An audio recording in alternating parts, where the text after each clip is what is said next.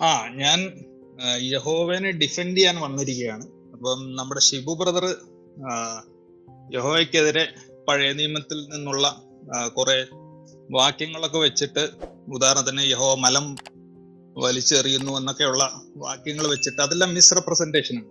അങ്ങനെയല്ല അതിന്റെ ഒറിജിനൽ ട്രാൻസ്ലേഷനിൽ. അപ്പൊ ഒരു സെക്കൻഡ് ശിവപാസ്റ്റേ, ഇത് എടുക്കാൻ സമയമുണ്ടെങ്കിൽ അത് എടുത്തേക്ക്, കുഴപ്പമില്ല. ഞാൻ ഇവിടെ ചോദിക്കണമല്ലോ, പാസ്റ്ററോട് ചോദിക്കട്ടെ. അല്ലല്ല, എനിക്ക് എന്നെ സംബന്ധിച്ച് യഹോവ എന്റെ ഒരു മുൻ ദൈവമാണ്. അതുകൊണ്ട് ആ ഒരു ബഹുമാനം എനിക്ക് യഹോവയോട് ഉണ്ട്. യഹോവയുടെ ഒരു ഭക്തൻ വന്ന് യഹോവയെ ഡിഫെൻഡ് ചെയ്യുന്നതിൽ എനിക്ക് ഒരു വിരോധവും തടസ്സപ്പെടുത്തി അദ്ദേഹം ഡിഫെൻഡ് ചെയ്യട്ടെ. ഓക്കെ, അപ്പം സ്ഥിരമായിട്ട് പറയുന്ന ഒരു വാക്യം, അതായത് അവര് നഹൂം 3:6 മലം വലിച്ച് എറിയുമെന്നുള്ളതാണ് പറയുന്ന. അപ്പം അതിന്റെ മലയാളം ട്രാൻസ്ലേഷൻ ഒരു മിസ് ട്രാൻസ്ലേഷൻ ആണത്. അത് വെച്ചിട്ടാണ് അത് പറയുന്നത്. അപ്പൊ നമ്മൾ അത് ആക്ച്വൽ ഹീബ്രു എടുത്ത് നോക്കുകയാണെങ്കിൽ സിക്യുസീം എന്ന ഹീബ്രു വേർഡാണത്. അതായത് I will cast upon you സിക്യുസിം എന്നാണ് എഴുതിയിരിക്കുന്നത്. ഈ സിക്യുസിം എന്ന് പറഞ്ഞാൽ detestable thing or idol, abominable idol എന്നാണ്. അത് അബോമിനബിൾ തിങ് ഒരു ഫിൽത്ത് ആയതുകൊണ്ടാണ് അത് മലയാളത്തിൽ ഒരു മിസ് ട്രാൻസ്ലേഷൻ ആയിട്ട് വന്നിരിക്കുകയാണ്. അപ്പോ ഇത് പറഞ്ഞിരിക്കുന്നത് അതിന് തൊട്ട് മുമ്പുള്ള ഭാഗം നമ്മൾ നോക്കുകയാണെങ്കിൽ ഇസ്രായേലിനെ എടുത്ത് പറയുന്നതാണ്. അപ്പൊ ഇസ്രായേല് ഡിസൊബേ ചെയ്യുമ്പോൾ ഇസ്രായേൽ എന്ന നേഷനെ എന്ത് ചെയ്യുമെന്നുള്ളതാണ്. അപ്പൊ അതിന് തൊട്ട് മുകളിലുള്ള വാക്യത്തില് അത് ഇവർ പറയുന്ന ഒരു വാക്യമാണ്. അതായത് യുവർ നേക്കഡ്നെസ്, തുണി പൊക്കി നേക്കഡ്നെസ് കാണിക്കുന്നു. അപ്പൊ നമ്മൾ നോക്കുമ്പോൾ ഒരു നേഷന്റെ നേക്കഡ്നെസ് കാണിക്കുമെന്ന് പറഞ്ഞു കഴിഞ്ഞാൽ അവരുടെ പ്രൊട്ടക്ഷൻ ഇല്ലാതാക്കും എന്നുള്ളതാണ്. അല്ലാതെ ഒരു നേഷന് തുണിയൊന്നുമില്ല അത് പൊക്കി കാണിക്കാൻ. ഓക്കെ, അത് മാത്രമല്ല അടുത്ത വാക്യത്തിൽ അബോമിനബിൾ ആയിട്ടുള്ളത് എറിയും നിങ്ങൾ അതായത് എന്താ കാര്യം എന്ന് പറഞ്ഞാൽ ഈ ഐഡൽസ് ഉണ്ട്, അബോമിനബിൾ ഐഡൽസ് ഉണ്ട്. അതായത് അബോമിനബിൾ ഐഡൽസ് എന്ന് പറഞ്ഞു കഴിഞ്ഞാൽ ഈ സെക്ഷൽ ആയിട്ടുള്ള സാധനങ്ങൾ, അതിനെ കൂടുതൽ ഉദാഹരണത്തിന് അസ്തറോത്തിന്റെ അല്ലെങ്കിൽ അങ്ങനെയുള്ള പലതിന്റെയും ഐഡൽസ് നമ്മൾ നോക്കുകയാണെങ്കിൽ സെക്ഷൽ എലമെന്റ്സിനെ ഹൈലൈറ്റ് ചെയ്തിട്ടുള്ള അബോമിനബിൾ ഐഡൽസ് ഉണ്ട്. അപ്പൊ ഇത് പല ആളുകളും ഒളിപ്പിച്ചു വെക്കും. ഒളിപ്പിച്ച് അവര് ഇത് ക്യാരി ചെയ്യും, അവര് കൊണ്ടു നടക്കും, അവര് പ്രൈവറ്റ് ഗോഡ്സ് ആയിട്ട് കൊണ്ടു നടക്കും. അപ്പൊ അങ്ങനെ നിങ്ങൾ ഒളിപ്പിച്ചു വെച്ചിരിക്കുന്ന, നിങ്ങൾ ആൾക്കാരുടെ കാഴ്ചയിൽ കാണാതെ ഇങ്ങനെ ഒളിപ്പിച്ചു വെച്ചിരിക്കുന്ന നിങ്ങളുടെ പ്രൈവറ്റ് ആയിട്ടുള്ള അബോമിനബിൾ ഐഡൽസിനെ ഞാനത് പുറത്താക്കിയിട്ട് I will expose it and throw it in your face എന്നുള്ള ആണ് എഴുതിയിരിക്കുന്നത്. അപ്പൊ ഒരു മിസ് ട്രാൻസ്ലേഷനെ എടുത്ത്, ഇപ്പൊ നേരത്തെ കുരുളച്ചാൻ പറഞ്ഞതുപോലെ എഴുതാത്ത കാര്യങ്ങളെയും മിസ് ട്രാൻസ്ലേഷൻസിനെ എടുത്തുകൊണ്ട് ഹൈലൈറ്റ് ചെയ്തുകൊണ്ട് ആണ് ഇവര് ഓരോ കാര്യങ്ങൾ പറയുന്നത്. അപ്പൊ ഇതുപോലെ തന്നെ ഇവര് പറയുന്ന വേറൊരു കാര്യമുണ്ട്, മലനാട്ടിലെ കാര്യവും താഴ്വരകളിലെ കാര്യവും.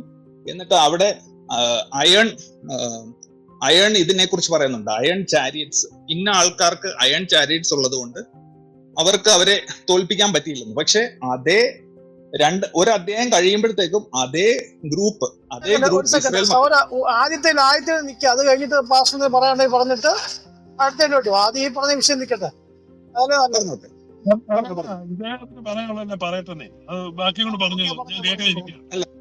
ജോസ് ബ്രദർ പറഞ്ഞത് കറക്റ്റ് ആണ്. അപ്പൊ ഞാൻ ഈ പറഞ്ഞ കാര്യം നിങ്ങൾ അവിടെ ഇരിക്കുന്ന ആൾക്കാർക്ക് വെരിഫൈ ചെയ്യാവുന്നതാണ്. അതിന്റെ ഒറിജിനൽ നഹൂം 3:6 അതിന്റെ ഒറിജിനൽ ഹീബ്രുവിൽ നിങ്ങൾ എടുക്കുക. സിക്യുസിം എന്നുള്ളതിന്റെ എന്താണ്? ഡിറ്റസ്റ്റബിൾ ഐഡൽ, അബോമിനബിൾ ഐഡൽ ആണ്. അത് നിങ്ങൾ ചെക്ക് ചെയ്യുക, ക്രോസ് ചെക്ക് ചെയ്യുക. അല്ലാതെ മലം വാരി എറിയുന്ന കാര്യമൊന്നും അല്ല അവിടെ എഴുതിയിരിക്കുന്നത്. ഇത് നിങ്ങളൊന്ന് വെരിഫൈ ചെയ്യുക. നമുക്ക് ഇത് ക്ലിയർ ചെയ്തിട്ട് അടുത്തതിലോട്ട് പോവാം. അല്ല, ഷിബു ബ്രദർ ഇതിന് റെസ്പോണ്ട് ചെയ്യുക. അത് കഴിഞ്ഞ് നമുക്ക് ഓരോ ക്ലാരിഫൈ ചെയ്ത് പോകാം. ഞാൻ റെസ്പോണ്ട് ചെയ്തില്ലെന്നേ, ഞാൻ നിങ്ങളുടെ ന്യായീകരണം എല്ലാം കേൾക്കാനിരിക്കുകയാണ്. ഞാനമ്പുണ്ടാക്കാതെ പറ, നിങ്ങൾ നല്ലൊരു ഫ്ലോ പറഞ്ഞോണ്ടിരിക്കുകയാണ്. അല്ല, അത് ജോസ് പറഞ്ഞത് ഒരു കറക്റ്റ് പോയിന്റ് ആണ്. ഞാനൊരു കാര്യം പറഞ്ഞു, പക്ഷെ അത് ശരിയാണോ എന്നുള്ളത് ആൾക്കാർക്ക് വെരിഫൈ ഉണ്ട്. അല്ലെങ്കിൽ ബ്രദർ പറയണ്ടേ. ഒന്നാമത് എന്നാന്ന് ചോദിച്ചു കഴിഞ്ഞാൽ കാബൂളിവാല സിനിമയ്ക്കകത്ത് ആ ചായക്കടക്കാരൻ ജനാർദ്ദനൻ ഒന്ന് കയറി നോക്കിയിട്ട് പോ സാറേ, വേണ്ടെന്ന് പറയുന്നുണ്ട്. ഇന്ന് അങ്ങനെയല്ല, ഇത് കേറി ഒന്ന് നോക്ക് എന്ന് പറഞ്ഞ് നിർബന്ധിക്കാതെ സഹോദരൻ ബാക്കി കൊണ്ട് പറ. അല്ല, ആക്ച്വലി ഇപ്പം ഓക്കെ, അത് രണ്ടാമത്തെ കാര്യം എന്ന് പറഞ്ഞാൽ ഞാൻ പറഞ്ഞത് താഴ്വരകളിലും മലകളിലും, എന്നിട്ട് ഇരുമ്പ് രഥങ്ങളുടെ കാര്യത്തിൽ അതിന്റെ അത് ആര് ജയിക്കുന്നതിന്റെ കാര്യമാണ് പറഞ്ഞത്? അത് ഇസ്രയേൽ ജയിക്കുന്നതിന്റെ കാര്യമാണ് പറഞ്ഞത്. അതിന്റെ നേരെ 2 അധ്യായം കഴിയുമ്പോൾ ഇരുമ്പ് രഥമുള്ള ആളുകളെ ഇസ്രയേൽ ജയിക്കുന്നതായിട്ട് കാണുന്നുണ്ട്. ഓക്കെ, അപ്പോൾ ഇത് സംഭവിച്ചത് എന്താണ്? അവരുടെ ആ സിറ്റുവേഷനിൽ ഇസ്രയേൽ അവരെ കർത്താവിനെ അനുസരിക്കാതെ ഇരുന്ന സമയത്ത് അവർക്ക് തോൽവിയും, അതിനുശേഷം അനുസരിച്ച് കഴിഞ്ഞിട്ട് അവർക്ക് ജയവും, അതായത് ഒരു ചാപ്റ്റർ കഴിഞ്ഞിട്ട് അവർക്ക് ജയം ആരുടെ മേൽ? സിസരയുടെ മേലിൽ. എത്ര ഇരുമ്പ് രഥങ്ങളുള്ള സിസരയുടെ മേലിൽ അവിടെ പ്രത്യേകിച്ച് അവിടെ പറയുന്നുണ്ട്. സിസരയുടെ ഇരുമ്പ് രഥങ്ങളുടെ കൗണ്ട് അവിടെ പറയുന്നുണ്ട്.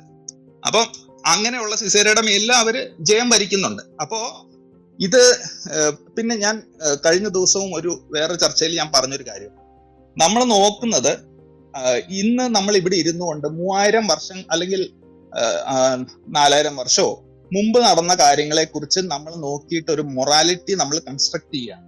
അപ്പൊ ഞാൻ കഴിഞ്ഞ ദിവസം 3 വാക്യങ്ങൾ എടുത്തു കൊടുത്തു. അതായത് 1 കൊരിന്ത്യർ, അതായത് പൗലോസ് എഴുതിയ ഭാഗം, ക്രിസ്തുവിന്റെ ആത്മാവിനെതിരെ അവര് മറുതലിച്ചപ്പോൾ, പഴയ നിയമത്തിൽ അങ്ങനെയുള്ളവര് ക്രിസ്തുവിന്റെ ആത്മാവിനെതിരെ മറുതലിച്ചപ്പോഴത്തേക്കും അവര് സ്നേക്സിന്റെ, അതായത് ഈ പാമ്പുകളുടെ കടിയേറ്റ് മരിച്ചെന്ന് കാണുന്നു. യൂദയുടെ ലേഖനത്തില് കർത്താവ് അവരെ അങ്ങനെ അനുസരിക്കാതിരുന്നവരെ നശിപ്പിച്ച കാര്യം. പിന്നെ വെളിപ്പാട് പുസ്തകം, അപ്പൊ 1 യൂദ, 1 പൗലോസ്, പിന്നെ വെളിപ്പാട് പുസ്തകം എഴുതിയതെന്ന് പറഞ്ഞാൽ സ്നേഹത്തിന്റെ അപ്പോസ്തലനായ യോഹന്നാനാണ്.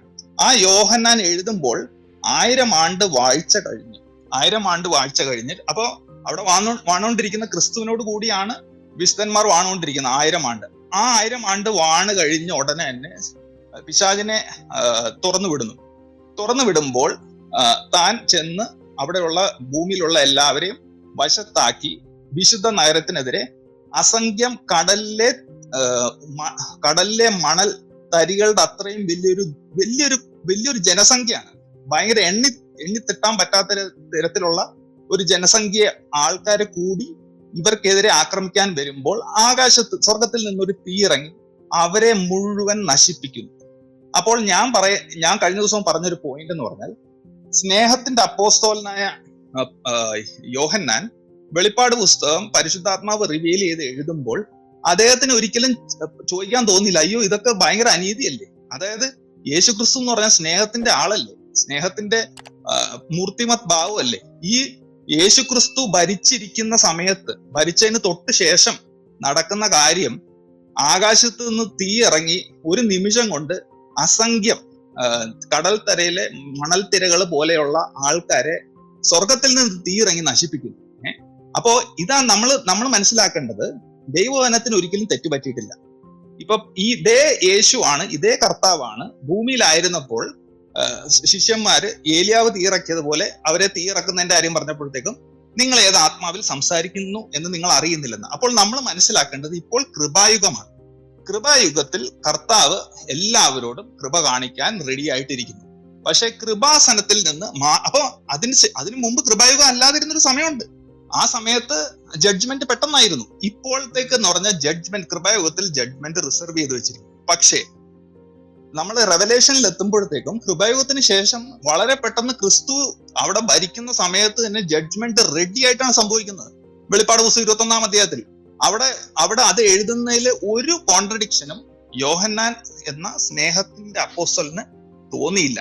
അപ്പോൾ നമ്മൾ മനസ്സിലാക്കേണ്ട ഈ ഡിസ്പെൻസേഷണൽ ചേഞ്ച്, കൃപായുഗത്തിൽ നിന്ന് ഈ കൃപായുഗത്തിൽ ഇരുന്നു കൊണ്ട് നമ്മൾ കർത്താവിന്റെ സ്വഭാവം കണ്ട്, അല്ലെങ്കിൽ കർത്താവ് ഈ കൃപായുഗത്തിൽ കാണിച്ച മാതൃക നോക്കിക്കൊണ്ട് നമ്മൾ പാസ്റ്റിനെയും ഫ്യൂച്ചറിനെയും വിധിച്ചു കഴിഞ്ഞാൽ, ആ ദൈവത്തിന്റെ ജഡ്ജ്മെന്റുകളെ വിധിച്ചു കഴിഞ്ഞാൽ അതൊരു തെറ്റായ വിധി തന്നെയാണ്. മാത്രമല്ല, നമ്മൾ ദൈവത്തെക്കുറിച്ച് പറയുന്നതെന്ന് പറഞ്ഞാൽ സൽഗുണ സമ്പന്നനാണ് ദൈവം. അല്ലാതെ ഒറ്റ ഇമോഷൻ, സ്നേഹം എന്ന ഇമോഷൻ മാത്രമുള്ള ഒരാള് ദൈവത്തിന്റെ ന്യായാസനം എന്നാ പറയുന്നത്. ദൈവത്തിന്റെ സിംഹാസനത്തെ പറയുന്നത് ന്യായാസനമാണ്. നീതിയും ന്യായവും അവന്റെ സിംഹാസനത്തിന്റെ അടിത്തറയാണ്. അപ്പൊ ഒരു തെറ്റ് ചെയ്തവനെ അത് ന്യായമായിട്ട് വേണം ദൈവം വിധിക്കാൻ. അപ്പൊ നമ്മൾ പറയുന്നത് സ്നേഹം. ഇപ്പൊ ഒരു കാര്യത്തില് ജഡ്ജ്മെന്റ് ചെയ്യാൻ പറ്റാത്ത അവസ്ഥ നിങ്ങൾ കൊണ്ടുവരികയാണ്. അതായത് സ്നേഹം കാരണം കർത്താവിന് ആരെയും പണിഷ് ചെയ്യാൻ പറ്റത്തില്ല എന്നുള്ള ഒരു കാര്യം ആ ഒരു കാര്യത്തിലേക്കാണ് നിങ്ങൾ കൊണ്ടുവരുന്നത്. അപ്പോ ഈ ഓരോ പോയിന്റുകളും, ഇപ്പൊ ശിവ ബ്രദർ പറയുന്ന ഓരോ പോയിന്റുകളും നമുക്ക് ദൈവവചനത്തിന്റെ അടിസ്ഥാനത്തിൽ തന്നെ കൗണ്ടർ ചെയ്യാൻ പറ്റുമെന്നാണ് എനിക്ക് പറയാനുള്ളത്. അപ്പോൾ ഈ ഇടയ്ക്കുള്ള യേശുക്രിസ്തു, കൃപായുഗത്തിലിരിക്കുന്ന യേശുക്രിസ്തുവിന്റെ പ്രവർത്തനം അല്ലെങ്കിൽ ദൈവത്തിന്റെ പ്രവർത്തനം കണ്ടിട്ട് പഴയ നിയമത്തിലെയോ ഇനി ഫ്യൂച്ചറിൽ അതായത് ഈ ഫ്യൂച്ചറിലുള്ള ക്രിസ്തുവിന്റെ സ്വഭാവത്തെ നമുക്ക് അളക്കാൻ പാടില്ല, വിധിക്കാൻ പാടില്ല. ദൈവം കർത്താവ് ഇപ്പോൾ കൃപാസനത്തിൽ ഇരിക്കുകയാണ്. ആ കൃപാസനത്തിൽ ഇരിക്കുമ്പോൾ കർത്താവ് കൃപ കാണിക്കും. അത് വെച്ചിട്ട് ദൈവത്തിന്റെ പഴയ കാര്യങ്ങളോ അല്ലെങ്കിൽ കർത്താവ് ഫ്യൂച്ചറിൽ ചെയ്യുന്ന കാര്യങ്ങളെ വിധിക്കുന്നത് തെറ്റായുള്ള കാഴ്ചപ്പാടാണ്. അതാണ് എനിക്ക് പറയാനുള്ളത്. ഒന്ന് രണ്ട് വിശദീകരണം ചോദിച്ചോട്ടെ. ഒന്ന്, ഈ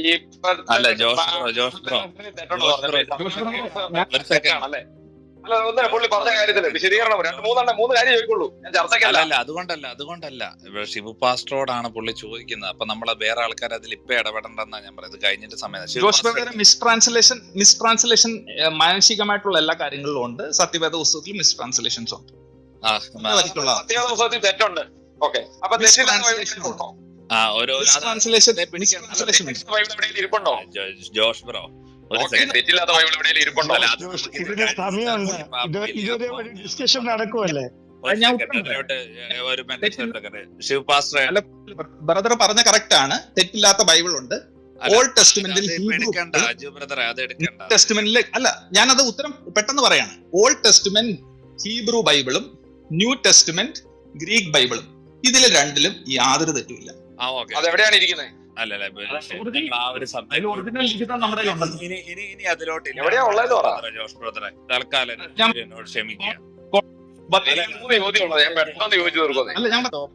ഒരു സെക്കൻഡ് കോഡെക്സ് സിനാക്ടിക്കസ്,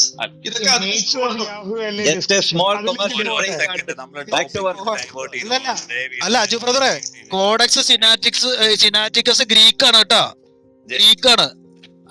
പോട്ടെ ജയജ, അതിപ്പോ പിടിക്കണ്ട, അത് പിടിച്ചേക്കാം. അജു ബ്രദറെ ഒരു സെക്കൻഡ് അല്ല, ഒന്ന്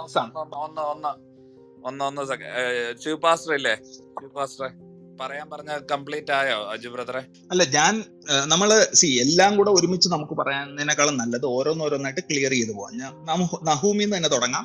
അതിനുശേഷം ഓരോന്ന് ക്ലിയർ ചെയ്ത് ഞാൻ മനസ്സിലാക്കിയത് എടുത്തോളം തെറ്റിദ്ധാരണകൾ പ്രചരിപ്പിക്കുകയാണ് ചെയ്തിട്ടുള്ളത്. അപ്പൊ നമുക്കത് ക്ലിയർ ചെയ്യാം. അത് നമുക്ക് എവിഡൻസ് വെച്ച് ചെക്ക് ചെയ്യാം. അതായത് ഞാൻ പറഞ്ഞാണോ ശരി, അല്ലെങ്കിൽ അതിന്റെ ഒറിജിനൽ മലം എന്നാണോ എന്നുള്ളത് നമുക്ക് ടെസ്റ്റ് ചെയ്യാമല്ലോ, നമുക്ക് ചെക്ക് ചെയ്യാലോ, ആർക്ക് വേണേലും ചെക്ക് ചെയ്യാലോ. ഓക്കെ, ഇനി ശിവ പാസ്റ്റർ സമയമാണ്. ശിവ പാസ്റ്റർ മൈക്ക് എടുത്തോ.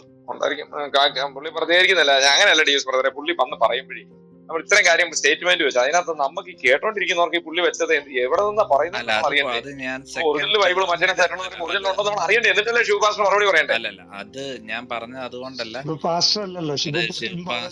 അത് നമുക്ക് എടുക്കണമെങ്കിൽ നമുക്ക് വേറൊരു ചർച്ച.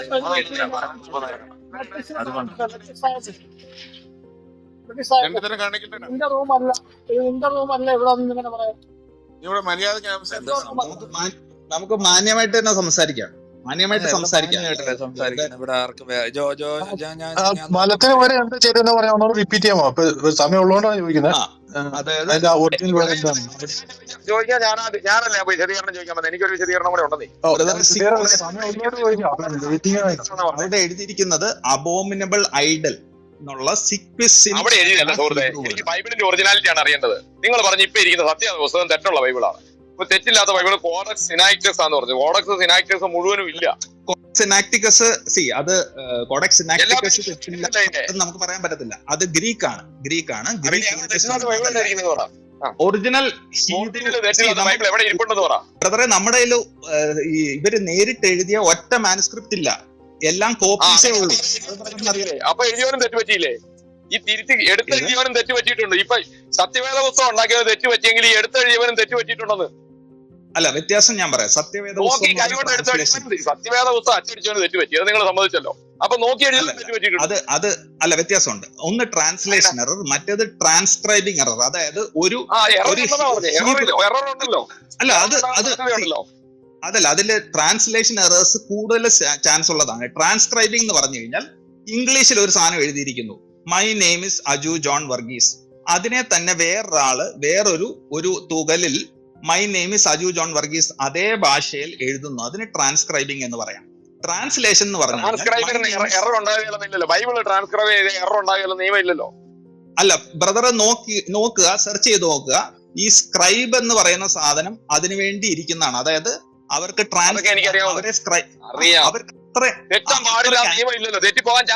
ഇല്ല, ചാൻസ് ഉണ്ട്. പക്ഷെ ഒരിക്കലും തെറ്റുകയില്ല. അങ്ങനെയാണോ? അല്ല, അങ്ങനല്ല.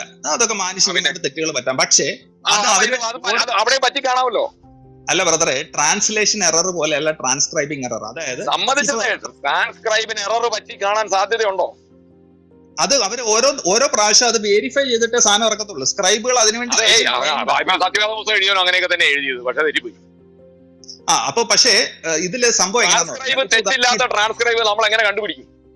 അല്ല, അത് ഞാൻ പറയാം. അതായത് നമുക്ക് ഇതിന്റെ വ്യത്യാസം എന്ന് പറഞ്ഞാൽ, ഞാൻ പറയാം, ഹോമറിന്റെ സാധനം ഇതിന് മുമ്പ് ഉണ്ടായിരുന്നു, അതുപോലെ ബൈബിളിന്റെ. പക്ഷെ ഇതിന്റെ നമ്പർ ഓഫ് കോപ്പീസ് നമ്മൾ ന്യൂ ടെസ്റ്റ്മെന്റിന്റെ ഈ ഹാൻഡ് റിട്ടൺ ആയിട്ട് പല കോപ്പീസ് എന്ന് പറയുന്ന അതിന്റെ നമ്പർ വളരെ കൂടുതലാണ്. ആയിരങ്ങൾ, ഏകദേശം 4000 പ്ലസ് കോപ്പികൾ അവൈലബിൾ ആണ്. ഇതിന്റെ തമ്മിൽ ഉള്ള വ്യത്യാസങ്ങൾ നമ്മൾ നോക്കുകയാണെങ്കിൽ ഇറ്റ് ഈസ് ലെസ് ദാൻ 2%.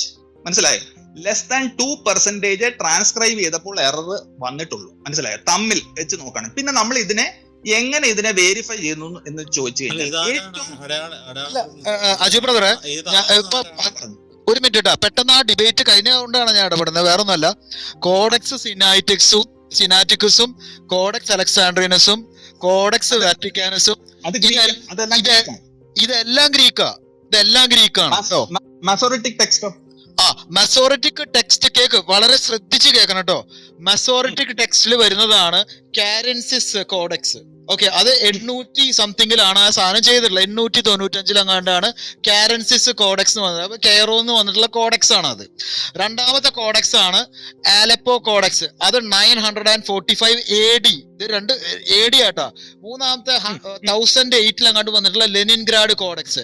ഇത് നമ്മുടെ അന്നുണ്ടായിരുന്ന മസോറിറ്റ്സ് ഇത് റീക്രിയേറ്റ് ചെയ്തിട്ട് വിത്ത് ദെയർ അതും ഈ പറയുന്ന സെപ്റ്റുജിന്റ് ആയിട്ട് നമ്മൾ കമ്പയർ ചെയ്യുമ്പോൾ നല്ല ഡിഫറൻസും വരുന്നുണ്ട് ഇൻ അക്കൗണ്ട്സ്. ബ്രദറെ, സെപ്റ്റുജിന്റായിട്ട് കമ്പയർ ചെയ്യുമ്പോൾ വ്യത്യാസം വരും. അല്ല ജെ ഞാൻ ഉത്തരം പറയാം. സെപ്റ്റുജിന്റായിട്ട് കമ്പയർ ചെയ്യുമ്പോൾ വ്യത്യാസം വരുന്ന ട്രാൻസ്ലേഷൻ വരുന്നതാണ്. പക്ഷേ നമ്മൾ ഡെഡ് സീ സ്ക്രോൾ നമ്മൾ നോക്കുകയാണെങ്കിൽ, ഉദാഹരണത്തിന് ഡെഡ് സീ സ്ക്രോളിൽ നമുക്ക് കിട്ടിയ മാനുസ്ക്രിപ്റ്റ് എ, അതായത് ഐസയ സ്ക്രോൾ എന്ന് പറഞ്ഞാൽ BC 100 BC ടൈമിൽ എഴുതിയേക്കുന്ന സാധനമാണ് കിട്ടിയേക്കുന്നത്.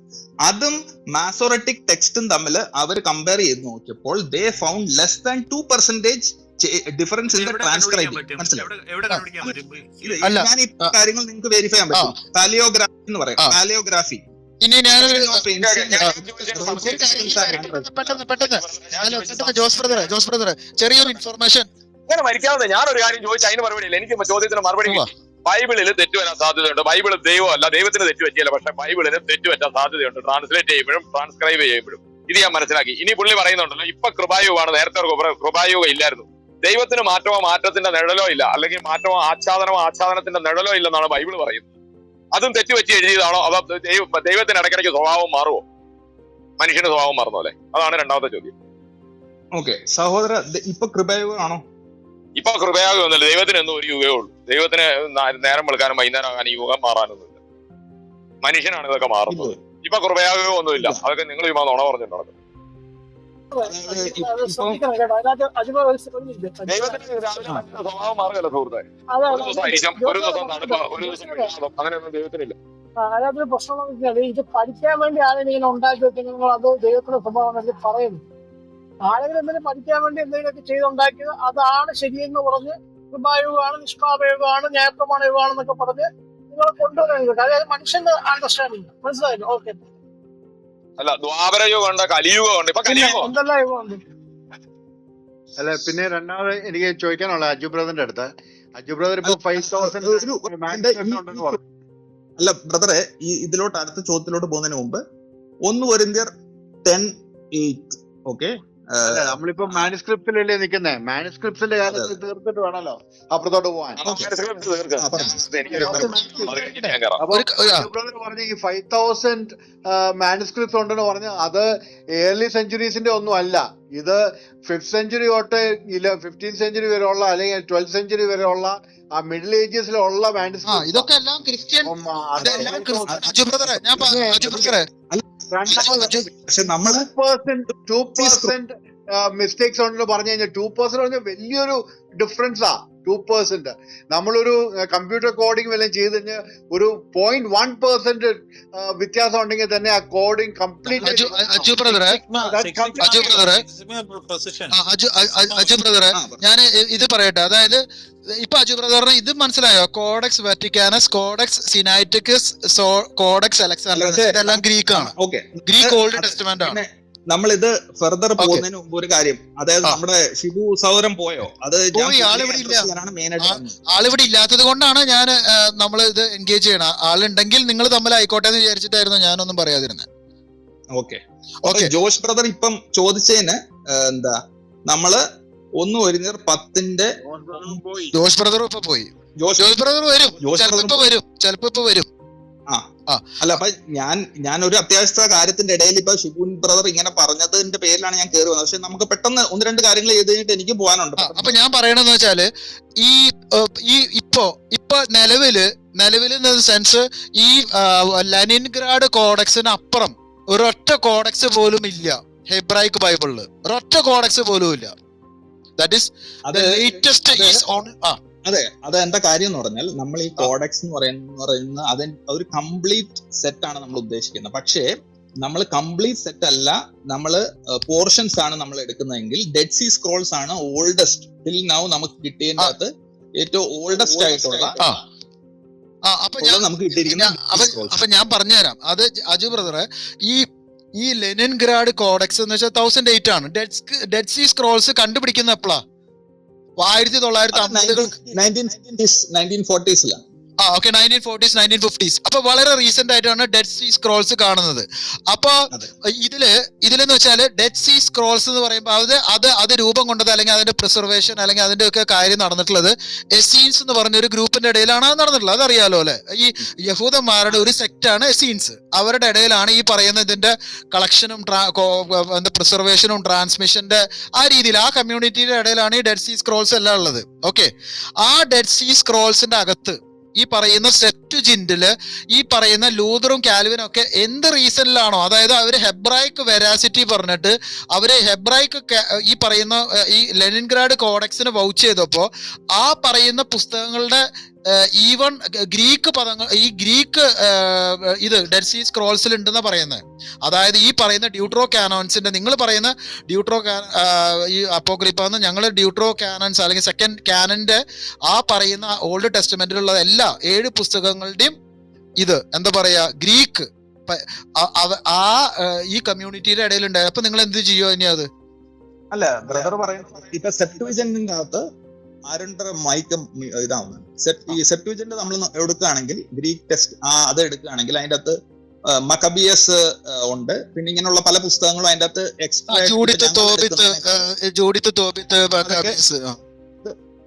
അത് എക്സ്ട്രായിട്ട് ഉണ്ട്. അപ്പൊ ഞങ്ങളത് ഇപ്പം പ്രൊട്ടസ്റ്റന്റ് ആയിട്ടുള്ള ഞങ്ങൾ അതിനെ ഇൻസ്പയർഡ് ആയിട്ട് കൺസിഡർ ചെയ്യുന്നില്ല.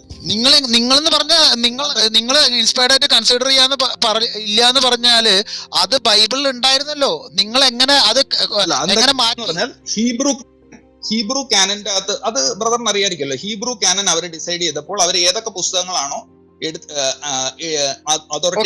ഹീബ്രു കാനൻ ഏത് കൊല്ലാണ് ഈ പറയുന്ന ഈ കാനൻ നിശ്ചയിച്ചത്?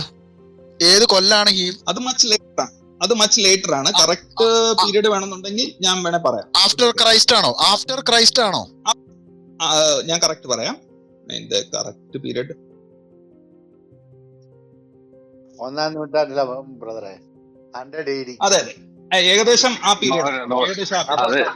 അത് 90 AD-യിലാണ് ഇതിനകത്ത് വ്യത്യാസം വരുത്തുന്നത്. അതായത് ക്രിസ്തുവിനെ തള്ളിയിട്ടുള്ള റബ്ബിമാര് കൂടിയിട്ടുള്ള കൗൺസിലില്, അതായത് സെപ്റ്റുജിന്റ്, അതായത് ക്രിസ്ത്യാനികളെ ഇതാന്ന് പറഞ്ഞിട്ടുള്ള കൗൺസിൽ കൂടിയിട്ടുള്ളതില് അംഗീകരിച്ച കാനൺ ആണ് നിങ്ങൾ അംഗീകരിക്കുന്നതെന്ന്. Very good. അല്ല പക്ഷെ അടിപൊളി. അവരും കർത്താവിനെ തെളിവുന്നുണ്ട്. ജനിക്കാത്ത കർത്താവിനെ ഇല്ല അവര് സ്വീകരിക്കുന്നത്. നമ്മുടെ കർത്താവിനെ തെളിവില്ല. എന്റെ കയ്യില് സെപ്റ്റ്യൂജന്റ് വെർഷൻ ഉണ്ട്, ഞാൻ മേടിച്ചിട്ടുണ്ട്. അതായത് അതും പറഞ്ഞ ആർക്കെങ്കിലും സെപ്റ്റ്യൂജന്റിന്റെ അകത്തുള്ള ബുക്സ്, ഇപ്പം ഈ പറയുന്ന ഏതെങ്കിലും ബുക്സ് വായിക്കാൻ പാടില്ലെന്നൊന്നും ഒരിടത്തും അങ്ങനൊന്നും ഒരു നിഷ്കർഷയും ഇല്ല. ഞാനത് മേടിച്ചിട്ടുണ്ട്, എന്റെ കയ്യിൽ അതിന്റെ ഹാർഡ് കോപ്പി ഇരിപ്പുണ്ട്, ഞാനത് വായിച്ചിട്ടുണ്ട്. അതായത് ഈ പറയുന്ന ഡ്യൂട്രോ കാനോനിക്കൽ എന്ന് നിങ്ങൾ പറയുന്ന ബുക്സ് ഞാൻ വായിച്ചിട്ടുണ്ട്. എന്ന് പറഞ്ഞാൽ അതിന് ഹിസ്റ്റോറിക്കൽ വാല്യൂ ഉണ്ട്. എന്ന് പറഞ്ഞാൽ 1 മക്കബായർ 2 മക്കബായറിലുള്ള കാര്യങ്ങളിൽ പറഞ്ഞിരിക്കുന്ന ഹിസ്റ്റോറിക് വാല്യൂ ഉണ്ട്. അത് ആ സമയത്ത് ഈ ടോളമിക്ക് ശേഷം ഗ്രീക്ക് കിങ്ഡം ഗ്രീക്ക് കിങ്ഡത്തിൽ നിന്ന് റോമൻ കിങ്ഡത്തിലോട്ട് ട്രാൻസിഷൻ ചെയ്യുന്നതിന്റെ ഇടയിൽ യഹൂദ അവര് അന്നത്തെ ആ റബിമാരുടെ സ്ട്രഗിൾസിനെ കുറിച്ച് അത് വളരെ ക്ലിയർ ആയിട്ട് പറയുന്നുണ്ട്. പിന്നെ വേറെ ചില പുസ്തകങ്ങളുണ്ട്, നമുക്കറിയാലോ, തോബിത്ത്. പിന്നെ 400 BC 400 ഒരു ടൈം ഉണ്ടല്ലോ, 400 കൊല്ലം. ആ കൊല്ലത്ത് പ്രവാചകന്മാരുണ്ടായിരുന്നോ ഇല്ലേ? ഇല്ല, പ്രവാചകന്മാര് ലാസ്റ്റ് മലാക്കിയോടുകൂടി അവസാനിച്ചു എന്നുള്ളതാണ്. അതിനുശേഷം പിന്നീടുള്ള പ്രവചന ശബ്ദം എന്ന് പറയുന്നത് ജോൺ ദ ബാപ്റ്റിസ്റ്റ്. ശിമയോനെ കുറിച്ച് നമ്മള് വായിക്കുന്ന ഈ രീതിയിലാണ്. നിങ്ങളുടെ റീഡിങ് ശരിയല്ല. നിങ്ങൾ ഈ പറയുന്ന ആ പുസ്തകങ്ങളെല്ലാം നിങ്ങൾ നെഗേറ്റ് ചെയ്യുമ്പോൾ നിങ്ങൾ ചരിത്രത്തിന്റെ ഒരു മെയിൻ ഭാഗം കളയുന്നുണ്ട്. ഈവൻ ജോസീഫസ് പോലും ആളുടെ ആന്റിക്വിറ്റീസ് ഓഫ് ജ്യൂസിന്റെ അകത്ത് ആൾ ഈ പറയുന്ന നിങ്ങൾ പറയുന്ന ഇന്റർഗനം പീരീഡിന്റെ അകത്തുള്ള പ്രോഫറ്റ്സിനെ കുറിച്ചിട്ട് കാര്യങ്ങളൊക്കെ കുറിച്ച് പറയുന്നുണ്ട്. നിങ്ങൾക്ക് നിങ്ങളുടെ എന്തോ റീഡിങ് തെറ്റി. ക്ലിയർ ആണ്. ന്യൂ ടെസ്റ്റ്മെന്റ് കാനോനിനെ കുറിച്ച് തമ്മിൽ ഒരു ഡിസ്പ്യൂട്ടും ഇല്ല. ആർക്കെങ്കിലും ഡിസ്പ്യൂട്ട് ഉണ്ടോ? ന്യൂ ടെസ്റ്റ്മെന്റ് 27 പുസ്തകങ്ങളെ കുറിച്ച് ആർക്കും ഡൗട്ട് ഇല്ല. ഓൾഡ് ടെസ്റ്റ്മെന്റ് അതും എടുത്തു കളയാൻ പോയതല്ലേ ലൂതർ.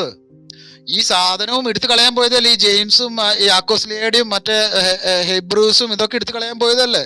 അല്ല, അങ്ങനെയാണെന്നുണ്ടെങ്കിൽ പെശിത്ത ബൈബിൾ എന്ന് പറഞ്ഞൊരു ബൈബിളിന്റെ അകത്ത് ഈ പറയുന്ന സാധനങ്ങൾ ഈ കുറച്ച് നാൾക്ക് മുമ്പ് വരെ ഇല്ലായിരുന്നു. എന്ന് പറഞ്ഞാൽ വേറൊരു കമ്മ്യൂണിറ്റി ഞാൻ നെയിം ചെയ്യുന്നില്ല, അവർ യൂസ് ചെയ്തിരുന്ന ബൈബിളിന്റെ അകത്ത് ഇതിനെ കുറിച്ച് ഡിസ്പ്യൂട്ടുകൾ ഉണ്ടായിരുന്നു. അത് പെന്തക്കോസ്തുകാർക്ക് അല്ലെങ്കിൽ ഇവർക്കും പ്രൊട്ടസ്റ്റന്റുകാർക്ക് മാത്രമല്ല, വേറെ ആളുകൾക്കും അതിനെ പല പുസ്തകങ്ങളെ കുറിച്ചും ഡിസ്പ്യൂട്ട്സ് ഉണ്ടായിരുന്നു. ഡിസ്പ്യൂട്ട്സ് എല്ലാ സഭകളിലും ഈ പറയുന്ന പുസ്തകങ്ങളെ കുറിച്ച് ഡിസ്പ്യൂട്ട്സ് ഉണ്ടെങ്കിൽ, പക്ഷെ ഒരു പ്രാവശ്യം അംഗീകരിച്ചു കഴിഞ്ഞിട്ട് പിന്നെ കളഞ്ഞിട്ടില്ല എന്ന്. നിങ്ങൾ എന്താ ചെയ്തത്? നിങ്ങൾ എടുത്ത് കളയല്ലേ ചെയ്തത്? ബ്രദറെ, ഞാനൊരു കാര്യം പറയട്ടെ, നമ്മളിപ്പോ പാലിയോഗ്രാഫിനെ കുറിച്ചാണ് നമ്മുടെ ഡിസ്കഷൻ. ഞാൻ മെയിൻ ആയിട്ട് യഹോവ എന്ന എൻറ്റിറ്റി ഓൾഡ് ടെസ്റ്റമെന്റിൽ ചെയ്തിരിക്കുന്ന കാര്യങ്ങൾ, ഇന്ന ക്രൂരകൃത്യം അല്ലെങ്കിൽ ഇന്ന തെറ്റ് എന്നുള്ളൊരു കാര്യത്തെ ഡിഫെൻഡ് ചെയ്യാൻ വേണ്ടിയാണ് ഞാൻ വന്നത്. അതുമായിട്ട് ബന്ധപ്പെട്ട് ആർക്കെങ്കിലും പാസ്റ്റർ വന്നിട്ടുണ്ടോ അല്ലെ? അത് നിങ്ങൾ തമ്മിൽ അയക്കോ വീണ്ടും? സംസാരിക്കാം. പുള്ളിക്ക് സംസാരിക്കാൻ റെഡി ആണെന്നുണ്ടെങ്കിൽ ഞാൻ സംസാരിക്കാം. പറഞ്ഞൊക്കെ കേട്ടു, തീർന്നോ? അത് അത്രേ ഉള്ളോ? അല്ലല്ല, നമുക്ക് ഈ എല്ലാ പോയിന്റുകളിലേക്കും പോകുന്നതിന് മുമ്പ് നമുക്ക് ഓരോന്നോരോന്നായിട്ട് കവർ ചെയ്ത്, ഇപ്പം നിങ്ങൾ നാളുകളായിട്ട് പറഞ്ഞുകൊണ്ടിരിക്കുന്ന കാര്യം അതിനകത്ത് ഇപ്പൊ അജു ബ്രദർ എന്തോ ആരെയോ കുത്തി പറയുന്ന പോലെ 3-4 പ്രാവശ്യം സ്നേഹത്തിന്റെ പ്രവാചകനായ യോഹന്നാൻ ഇങ്ങനെ എഴുതി. പിന്നെ അജു ബ്രദർ വെച്ചത് യേശുക്രിസ്തു താൽക്കാലികമായിട്ട് ഇങ്ങനെ ഒരു സൗമ്യഭാവം കാണിക്കുന്നേ ഉള്ളൂ. ഒറിജിനലി അദ്ദേഹം ഒരു ക്രൂരനാണ്. അത് ഇനി ഭാവിയിലും അതേ സ്വഭാവം പുറത്തെടുക്കും. ഒരു ഇന്റർവ്യൂ പീരീഡാണ് ഈ താൽക്കാലികമായ ഒരു ഇടവേള. ഈ ഇടവേളയിൽ ഇങ്ങനെ സൗമ്യനായിട്ടിരിക്കുന്നത് കണക്കാക്കണ്ട. തനി സ്വരൂപം നിങ്ങൾക്ക് ആർക്കും അറിയത്തില്ല. ഇങ്ങനെയുള്ള ഒരു രീതിയിലാണ് താങ്കൾ അവതരിപ്പിച്ചത്. എന്ന് പറഞ്ഞാൽ വലിയൊരു വൈകാരികമായ വേലിയേറ്റങ്ങളും വേലിയിറക്കങ്ങളും ഉണ്ട്. ഗതിഭേദത്താലുള്ള ആച്ഛാദനം അദ്ദേഹത്തിനുണ്ട് എന്നുള്ള ഒരു രൂപമാണ്. പിന്നെ ഈ യോഹന്നാൻ എഴുതി എന്ന് പറഞ്ഞ സഹോദരൻ, ഞങ്ങളാരും യോഹന്നാൻ വെളിപ്പാട് പുസ്തകം എഴുതി എന്ന് വിശ്വസിക്കുന്നൊന്നുമില്ല. യോഹന്നാൻ നിങ്ങളോട് സംസാരിക്കുന്ന ഞാൻ. അപ്പം യോഹന്നാന് വെളിപ്പാടുണ്ടായി. യോഹന്നാന്റെ വെളിപ്പാട് പുസ്തകം എഴുതിയത് യോഹന്നാനല്ല. കാരണം നിങ്ങള് ഇനി അല്പമെങ്കിലും ഒരു സ്കോളാസ്റ്റിക് വേൾഡിലുള്ള ആരുടെ റൈറ്റിംഗ് വേണമെങ്കിലും വായിച്ചു, യോഹന്നാന്റെ സുവിശേഷത്തിന്റെ ഭാഷയും വെളിപ്പാട് ഈവൻ മലയാള തർജ്ജിമയും വരെ അത് റിഫ്ലക്ട് ചെയ്യുന്നുണ്ട്. ഞാൻ എത്ര എക്സാമ്പിൾ വേണമെങ്കിലും എടുത്തു കാണിക്കാം.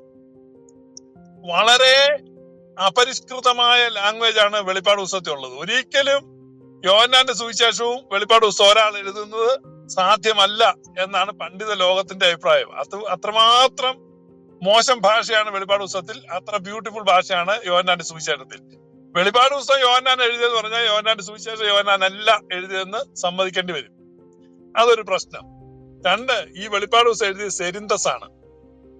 അതിനുള്ള തെളിവുകളൊക്കെ ഉണ്ട്. ഇന്നത്തെ നമ്മുടെ പറയട്ടെ, ഞാൻ സെർച്ച് ചെയ്യുമ്പോൾ ഇപ്പൊ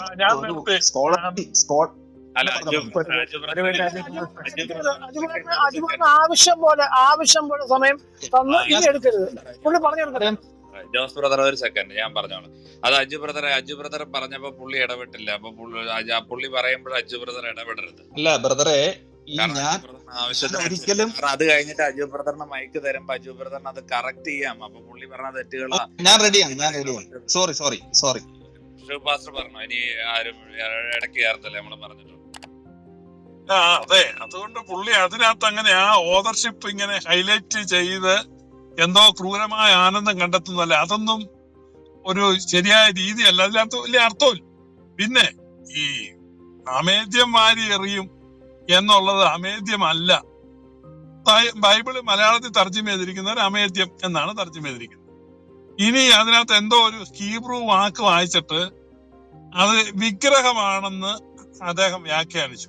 വിഗ്രഹം എന്നൊരർത്ഥം ആ വാക്കിനുണ്ടോ എന്ന് എനിക്കറിയത്തില്ല. ഞാനിപ്പോ ട്രൈ ചെയ്തോണ്ടിരിക്കുക. അപ്പൊ അത് അങ്ങനെ വേണേലും എടുക്കാം എന്ന് ആരെങ്കിലും അഭിപ്രായപ്പെട്ടതായിരിക്കും. ആ വാക്കിന് അങ്ങനെ ഒരു അർത്ഥം ഇല്ലെന്ന് എനിക്ക് തോന്നുന്നു. അത് അജു ബ്രദർ സത്യസന്ധമായിട്ട് പറയണം, ആ വാക്കിന് അങ്ങനെ അർത്ഥമുണ്ടോ? പിന്നെ തുണി പൊക്കി കാണും. അവരെ ഒന്ന് പറഞ്ഞു തീരട്ടെ. ഞാൻ നിങ്ങളോട് എത്ര വേണേലും പറഞ്ഞോളാൻ പറഞ്ഞില്ലേ? പറഞ്ഞു തീർക്കാൻ പറഞ്ഞിട്ട് നിങ്ങൾക്കൊന്നും പറയാനില്ലെന്ന് പറഞ്ഞു.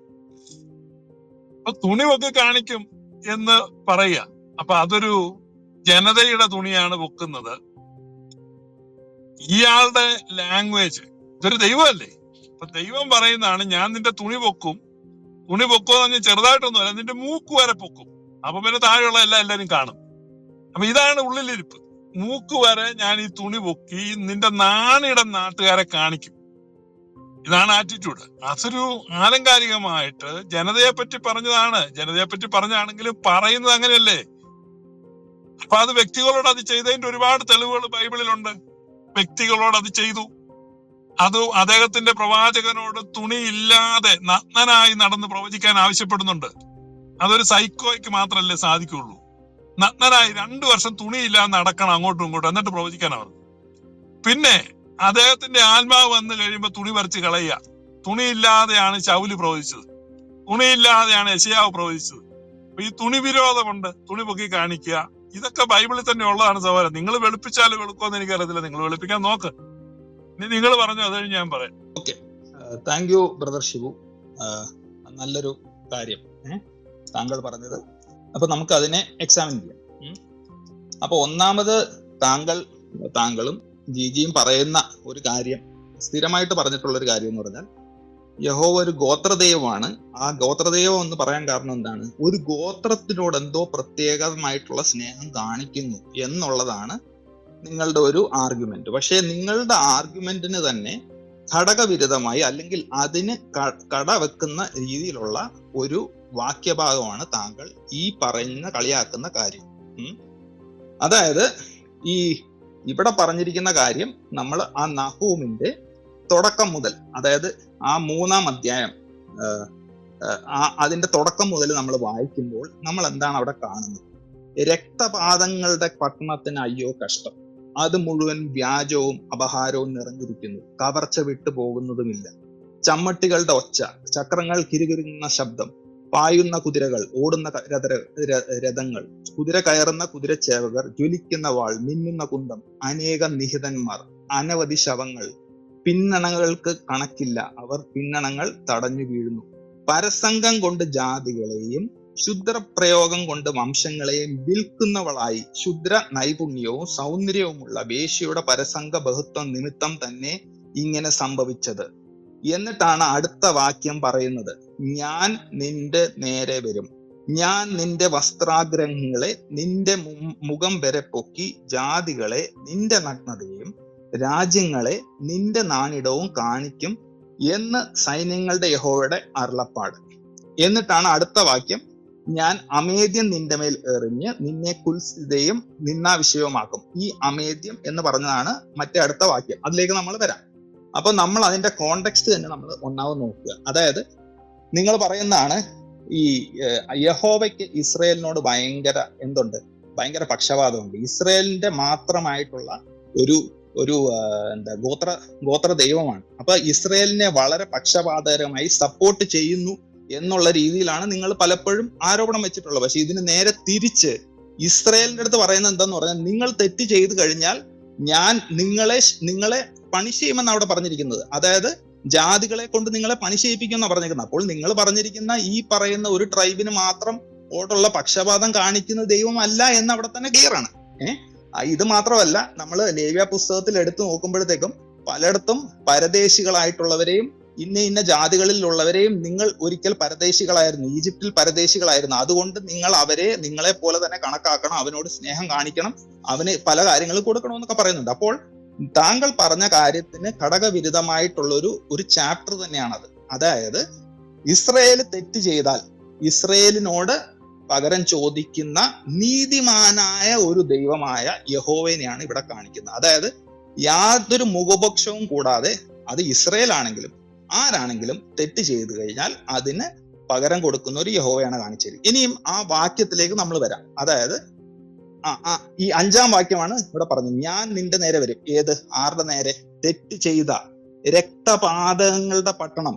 അതായത് കർത്താവ് ഉൽപ്പത്തി 1 തന്നെ തുടക്കത്തിൽ മുതൽ നമ്മൾ കാണുന്നുണ്ട് ഹാബേലിന്റെ രക്തം ചോദിക്കുന്നതായിട്ട്. അതായത് ഹാബേലിന്റെ അപ്പൊ രക്തം അത് നമുക്ക് വെളിപ്പാട് പുസ്തകത്തിലും കാണാം. അവിടെ അവിടെ ആളുകളെ ഞങ്ങളുടെ രക്തത്തിന് പകരം എപ്പോ ചോദിക്കുന്നു. അപ്പോൾ ഈ രക്തത്തിന്റെ കരച്ചിൽ വരുമ്പോൾ, അത് മുകളിലേക്ക് ഉയരുമ്പോൾ ആ രക്തത്തിന് പകരം ചോദിക്കുന്ന നീതിയുള്ള ന്യായാധിപതിയായ ദൈവത്തെ കുറിച്ചാണ് ഇവിടെ കാണുന്നത്. അപ്പൊ ഇവിടെ ഇസ്രയേൽ എന്ന് പറയുന്ന രാജ്യം നിങ്ങളുടെ ഇടയിൽ രക്തപാതകങ്ങൾ നിറഞ്ഞിരിക്കുന്നു. അതാണ് രക്തപാതങ്ങളുടെ പട്ടണത്തിന് അയ്യോ കഷ്ടം എന്നും പറഞ്ഞാണ് നഹൂം 3:1 തുടങ്ങുന്നത്. അങ്ങനെ പറഞ്ഞു കഴിഞ്ഞ് വന്നിട്ടാണ് 5-ാമത്തെ വാക്യത്തിൽ, ഇങ്ങനെ നീ തെറ്റുകളും രക്തപാതവും ചെയ്തത് കൊണ്ട് അങ്ങനെ ആയതുകൊണ്ട് ഞാൻ നിന്റെ നേരെ വരും, ഞാൻ നിന്റെ വസ്ത്രാഗ്രഹങ്ങളെ നിന്റെ മുഖം വരെ പൊക്കി ജാതികളെ നിന്റെ നഗ്നതയും രാജ്യങ്ങളെ നിന്റെ നാണിടവും കാണിക്കും എന്ന് സൈന്യങ്ങളുടെ യഹോവയുടെ അരുളപ്പാട്. അപ്പൊ ഇവിടെ നമ്മൾ പറയുന്ന ആരെ കുറിച്ചാ? ഇസ്രയേലിനെ കുറിച്ചാണ് പറയുന്നത്. ഏത് ടൈപ്പ് ഇസ്രയേൽ? അത് പരസംഗം ചെയ്ത ഇസ്രയേൽ, രക്തപാതകത്തിന്റെ ചെയ്തിരിക്കുന്ന ഇസ്രയേൽ, തെറ്റ് ചെയ്തിരിക്കുന്ന നീതി ന്യായം, ദൈവം യഹോവ കൊടുത്തിരിക്കുന്ന നീതി ന്യായവും 10 കൽപ്പനകളും അതിനെയെല്ലാം ലംഘിച്ചു കൊണ്ടിരിക്കുന്ന ഇസ്രയേലെ അവരുടെ അടുത്ത് നേരത്തെ പറഞ്ഞിട്ടുണ്ട്. ഡ്യൂട്ടറോണമിൽ തന്നെ പറയുന്നുണ്ട്, ശാപവും അനുഗ്രഹവും ഞാൻ നിന്റെ മുമ്പിൽ വെച്ചിരിക്കുന്നു, നിനക്ക് തിരഞ്ഞെടുക്കാം. നീ ശാപത്തിനുള്ള വഴി തിരഞ്ഞെടുത്തു കഴിഞ്ഞാൽ ഐ വിൽ പണിഷ് യു. അത് അവിടെ തന്നെ വളരെ ക്ലിയർ ആണ്. പക്ഷപാതം കാണിക്കുന്ന ദൈവമല്ല, നീതിയുള്ള ദൈവമാണ്. അന്നും ഇന്നും നീതിയുള്ള ദൈവമാണ്. അത് ഇസ്രയേലിന് അത് തന്നെയാണ് പൗലോസും പറയുന്നത്, ഇസ്രയേലിനില്ല യവനെന്നില്ല ആരുമില്ലേ, ആരോടും പക്ഷപാതം കാണിക്കാതെ നന്മയ്ക്ക് നന്മയും തിന്മയ്ക്ക് തിന്മയും തിരിച്ചു ചെയ്യുന്ന. അപ്പൊ നമുക്ക് സ്നേഹം മാത്രമല്ല നീതിയുള്ള ഒരു ദൈവമായിട്ടാണ് അവിടെ കാണുന്നത്. അപ്പൊ 5-ാം വാക്യം, ഞാൻ നിന്റെ നേരെ വരും, ഞാൻ നിന്റെ വസ്ത്രാഗ്രഹങ്ങൾ നിന്റെ മുഖം വരെ പൊക്കി. അപ്പോൾ ഇപ്പൊ ബ്രദർ പറയുന്ന എടുത്ത് നോക്കുകയാണെങ്കിൽ ലിറ്ററലി ഇസ്രയേൽ എന്ന രാജ്യത്തിന്റെ തുണി എടുത്ത് പൊക്കി നിന്റെ നാണിടം നാട്ടുകാരെ കാണിക്കുമെന്നാണ് ബ്രദർ പറയുന്നത്. അങ്ങനെ ഒരു ലിറ്ററൽ ആയിട്ട് ഒരു നേഷന്റെ തുണി എടുത്ത് പൊക്കാൻ പറ്റുമോ? പറ്റില്ല. അവിടെ എന്താ സംഭവിച്ചിരിക്കുന്നു പറഞ്ഞാൽ, നിന്നെ എക്സ്പോസ് ചെയ്യുമെന്നാണ്. നിന്റെ പ്രൊട്ടക്ഷൻ മാറ്റി, നിന്റെ കവറിങ് മാറ്റി. അതായത് ഇസ്രയേലിന്റെ കവറിങ് ആരാ? ദൈവം തന്നെയായിരുന്നു അവന്റെ കവറിങ്. ഇസ്രയേലിന്റെ കവറിങ് ദൈവമായിരുന്നു. ആ പ്രൊട്ടക്ഷൻ, ദൈവത്തിന്റെ കവറിങ് എടുത്ത് മാറ്റും. അതായത് that Israel will be expose to enemies വന്ന് നിങ്ങളെ അറ്റാക്ക് ചെയ്ത് കഴിഞ്ഞാൽ നിങ്ങൾക്ക് ഒരു സുരക്ഷയും ഉണ്ടാവില്ല എന്നാണ് ആ പറഞ്ഞിരിക്കുന്ന അർത്ഥം. എന്താ കാര്യം എന്ന് പറഞ്ഞാൽ, ഒരു നേഷന്റെ തുണിയൊന്നും എടുത്ത് പൊക്കാൻ പറ്റത്തില്ല. അതിന്റെ പ്രൊട്ടക്ഷൻ, അതിന്റെ കവറിങ് എടുത്ത് മാറ്റുമെന്നാണ്. എന്ന് പറയുന്നത് ദൈവം തന്നെയാണ് അതിന്റെ കവറിങ്. ഞാൻ അവിടുന്ന് മാറുമെന്നാണ് അവിടെ ഉദ്ദേശിച്ചിരിക്കുന്നത്. അത് കഴിഞ്ഞിട്ടാണ് അടുത്ത വാക്യം. അതാണ് നിങ്ങൾ പറയുന്നത്, ഏത്? മലം വാരി എറിയുന്നു, ഞാൻ അമേദ്യം നിന്റെ മേൽ എറിഞ്ഞ് നിന്നെ കുൽസിതയും നിന്നാ വിഷയമാക്കും. ഈ കാര്യമാണ് നിങ്ങൾ അവിടെ പലപ്പോഴും മിസ്റെപ്രസെന്റ് ചെയ്ത് നിങ്ങൾ എന്ത് പറയുന്നത്? നിങ്ങൾ പറയുന്നത് തീട്ടം വാരി എറിയുന്ന യഹോവ. അത് നിങ്ങൾ ഒറിജിനൽ ഇവിടെ കേൾക്കുന്ന ആര് വേണമെങ്കിലും നഹൂം 3:6 ഒറിജിനൽ എടുക്കുക, ഇന്റർലീനിയർ എടുക്കുക, അതിൻ്റെ അകത്ത് ഒരു സെക്കൻഡ് ഇതിനിടയ്ക്ക് ഞാൻ പറയാം, ഒരു 30 സെക്കൻഡ് നിർത്താം, കാര്യം ഒത്തിരി നീണ്ടുപോകും. അല്ല, ഞാൻ ഇപ്പൊ നിർത്തുകയാണ്, ഇത് ഞാൻ നിർത്തുക. അപ്പോ നഹൂം 3:6 നിങ്ങൾ ആര് വേണമെങ്കിലും അതിന്റെ ഒറിജിനൽ ഹീബ്രു എടുക്കുക. അതിൻ്റെ അകത്ത് കറക്റ്റ് ആയിട്ട് പറയുന്നുണ്ട്, വേ ഹിസ് ലാക്കിറ്റി അലായിക് സിക്വസിം വേ നിബാൽ തിക് വേ സാം തിക് കേറോട്ട്. ഇതാണ് എഴുതിയിരിക്കുന്നത്, ഹീബ്രുവിൽ എഴുതിയിരിക്കുന്നത്. അപ്പൊ അതില് and I will cast upon you എന്താണ്? സിക്വിസിം ഞാൻ നിന്റെ മേൽ എറിയുമെന്നാണ്. അത് സ്ട്രോങ്സിന്റെ എടുക്കുകയാണെങ്കിൽ സ്ട്രോങ്ങിന്റെ 8251 ആണ്. Detestable thing or idol, abominable idol, abomination ആയിട്ടുള്ള ഐഡൽ. അതായത് ഈ പലതരം ഐഡൽസ് ഉണ്ട്. അതായത് നമുക്കറിയാം ഐഡൽസ് എന്ന് പറഞ്ഞാൽ ഹ്യൂമൻ ഫോമിലുള്ള ഐഡൽ ഉണ്ട്, പക്ഷേ മ്ലേച്ഛ വിഗ്രഹം എന്ന് പറയുന്ന സാധനം നമ്മൾ ഓൾഡ് ടെസ്റ്റ്മെന്റിൽ പലയിടത്തും കാണാം. അതായത് ഈ പലയിടത്തും ഈ പല റിലീജിയൻസും ശരിക്കും പറഞ്ഞാൽ ഫെർട്ടിലിറ്റി കൾട്ടുകളായിരുന്നു, ഫെർട്ടിലിറ്റി കൾട്ട്. അപ്പോൾ ഈ അവർക്ക് കൂടുതൽ കുഞ്ഞുങ്ങൾ ഉണ്ടാകാനും സന്താന സമ്പത്ത് ഉണ്ടാകാനും ഒക്കെ ഈ ഫെർട്ടിലിറ്റി കൾട്ടുകൾ ഉണ്ടായിരുന്നു. അവരുടെ പ്രത്യേകിച്ച് ഉണ്ടാക്കിയിരുന്ന മൂർത്തികൾ എന്ന് പറഞ്ഞാൽ ഇങ്ങനെ ലൈംഗിക അവയവങ്ങൾക്ക് ഇപ്പം ഈ നമുക്കറിയാം ഒരു മോഡേൺ ഡേ എക്സാമ്പിൾ നമ്മൾ എടുക്കുകയാണെന്നുണ്ടെങ്കിൽ ഒരു ഐഡൽ ഉണ്ട്. അതിന്റെ പേര് ഞാനിപ്പോ പറയാം. അതിന്റെ പേര്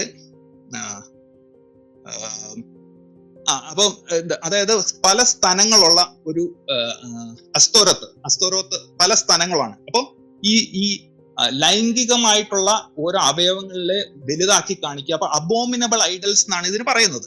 ഓക്കെ, അപ്പൊ ഈ ഐഡൽസിനെ ഇസ്രായേൽ മക്കള് ക്യാരി ചെയ്യുന്നുണ്ടായിരുന്നു, പലരും ക്യാരി ചെയ്യുന്നുണ്ടായിരുന്നു. നമുക്കതറിയാം. അത് റാഹേലിന്റെ കാര്യത്തില് പുള്ളിക്കാരി ചെറിയ ഐഡൽസിനെ ക്യാരി ചെയ്യുന്നുണ്ടായിരുന്നു. അപ്പൊ അങ്ങനെയുള്ള ഇവർ ഒളിപ്പിച്ചു വെച്ചിരിക്കുന്ന സാധനത്തിനെ നിങ്ങൾ ഈ ഒളിപ്പിച്ചു വെച്ചിരിക്കുന്ന അതിന്, അതായത് എന്റെ പ്രൊട്ടക്ഷൻ ഞാൻ മാറ്റി. ഒരു സെക്കൻഡ് കാര്യം, നിങ്ങൾ എന്താ വെച്ചാൽ പല സ്ഥലങ്ങളുള്ള ഏൽ ഷദായി എന്ന വാക്കിന്റെ മീനിങ് അറിയാവോ? ഏൽ ഷദായി അറിയാവോ? മീനിങ് അറിയാവോ? ബ്രദർ പറഞ്ഞു. നിങ്ങൾ ഹീബ്രു ഒക്കെ പറഞ്ഞോണ്ടാണ് ചോദിച്ചത്. ഇവിടുത്തെ നോക്ക്, ഞാൻ ചോദിച്ച അറിയാവുന്ന നിങ്ങളിവിടെ ഹീബ്രു പറഞ്ഞുകൊണ്ടിരിക്കുന്നത്, അതുകൊണ്ട് ഇടയ്ക്ക് ഞാൻ ചോദിച്ചതാണ്. ഈ വിഷയം മാറിപ്പോയി പല സ്ഥലം. ഓക്കെ, അതുകൊണ്ട് പറഞ്ഞ കാര്യം അല്ല, 3 സെക്കൻഡ് 30 സെക്കൻഡ് നിർത്താൻ പറഞ്ഞത് വീണ്ടും കാര്യമില്ല. ജോസ് ബ്രദർ ഒന്ന് മ്യൂട്ട് അടിക്കാവോ? ഓക്കെ, സംസാരിച്ചോളൂ.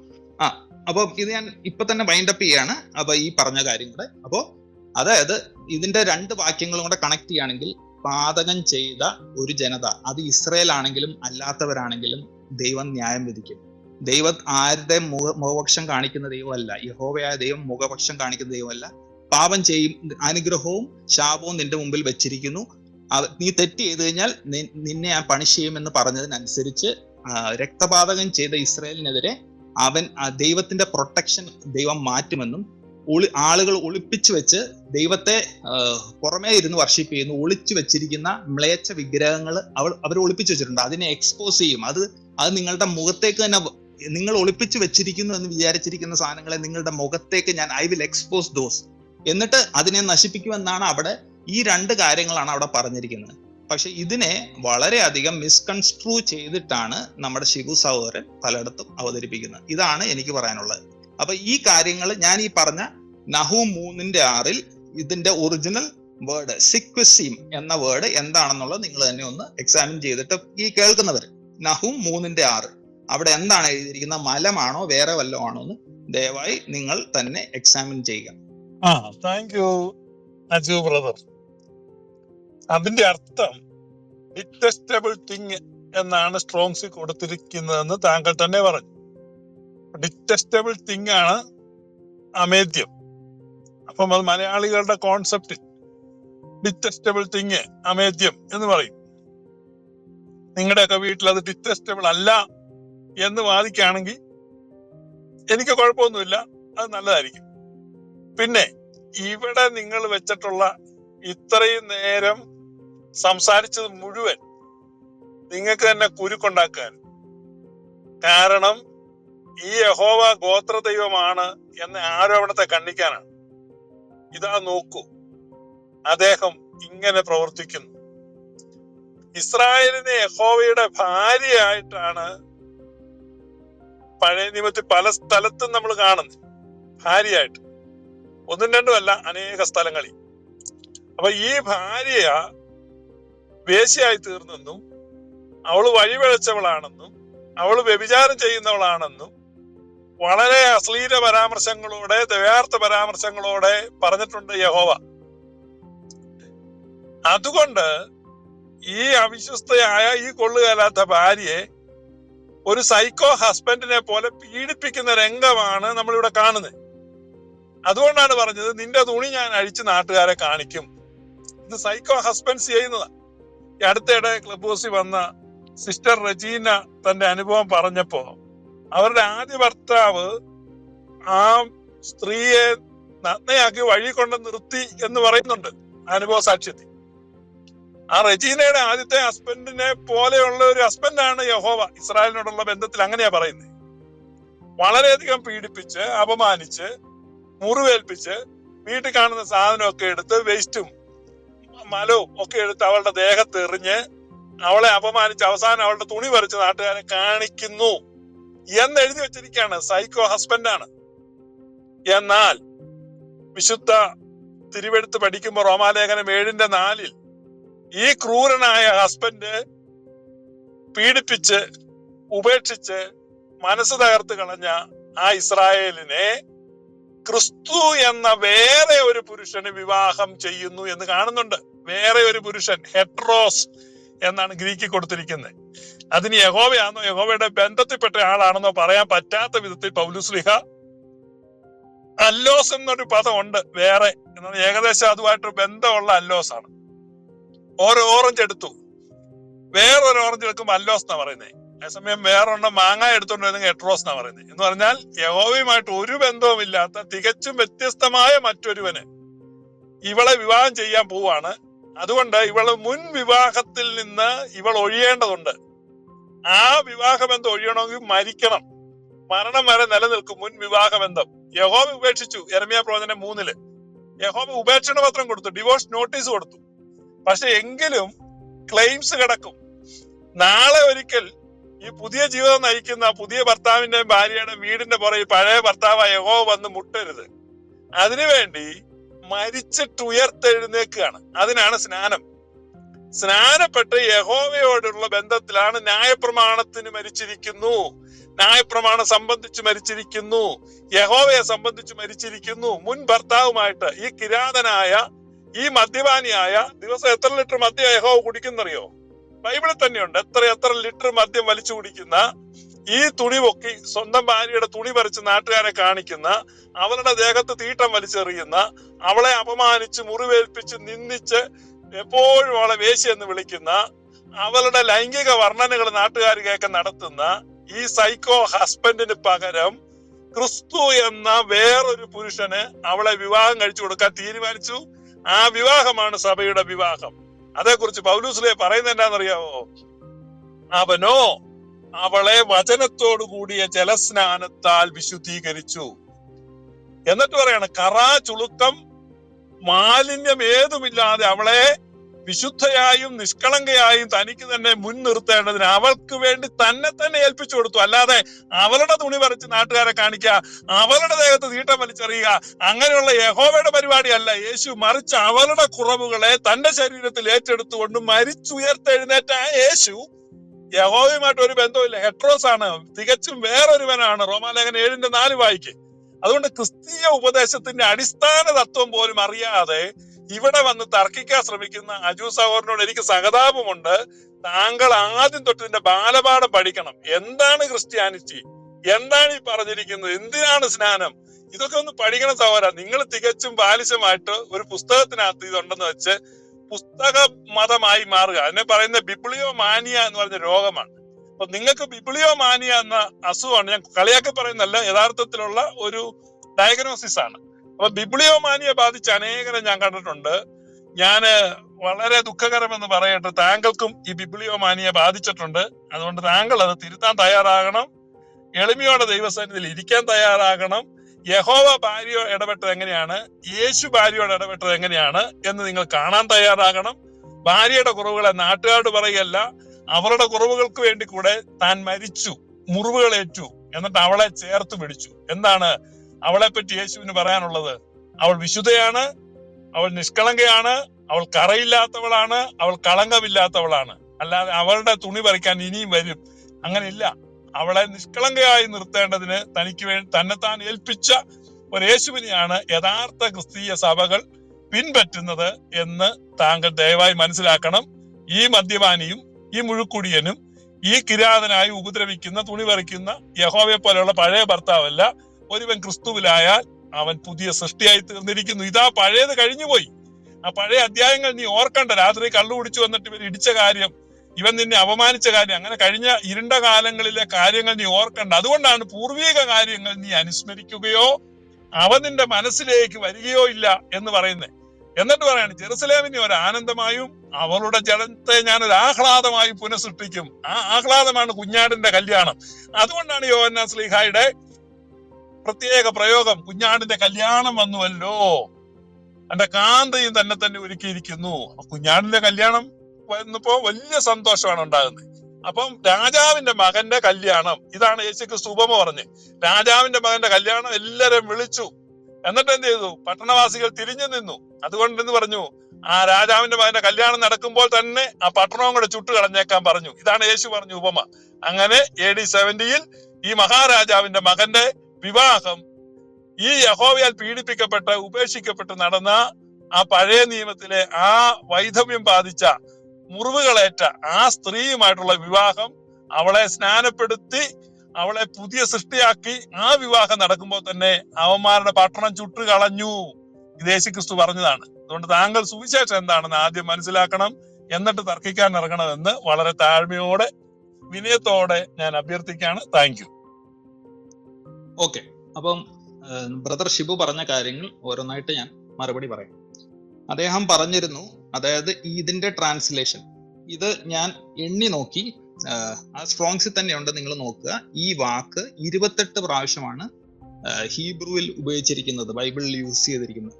ഞാൻ ഈ പറഞ്ഞിരിക്കുന്ന സെക്സ്റ്റം എന്ന് പറഞ്ഞ വേർഡ്, അത് 28 പ്രാവശ്യം യൂസ് ചെയ്തിരിക്കുന്ന സാധനം നിങ്ങൾ തന്നെ അതിൻ്റെ അകത്ത് നോക്കുക. അത് ഇങ്ങനെയാണ് അതിനെ ട്രാൻസ്ലേറ്റ് ചെയ്തിരിക്കുന്നത്. ഈ ഇദ്ദേഹം പറഞ്ഞ രീതിയിൽ 28 പ്രാവശ്യം യൂസ് ചെയ്തതിൻ്റെ അകത്ത് ഒരു പ്രാവശ്യമാണ് ഫിൽത്ത് എന്ന് എഴുതിയിരിക്കുന്നത്, ഒരു പ്രാവശ്യം. 27 പ്രാവശ്യം എന്താണെന്ന് എഴുതിയിരിക്കുന്നത്, അതിനെ ട്രാൻസ്ലേറ്റ് ചെയ്തിരിക്കുന്നതെന്ന് നിങ്ങൾ തന്നെ നോക്കുക. അപ്പോ നിങ്ങൾക്ക് ഒന്ന് ഫസ്റ്റ് ഉദാഹരണത്തിന് ഞാൻ പറയാം.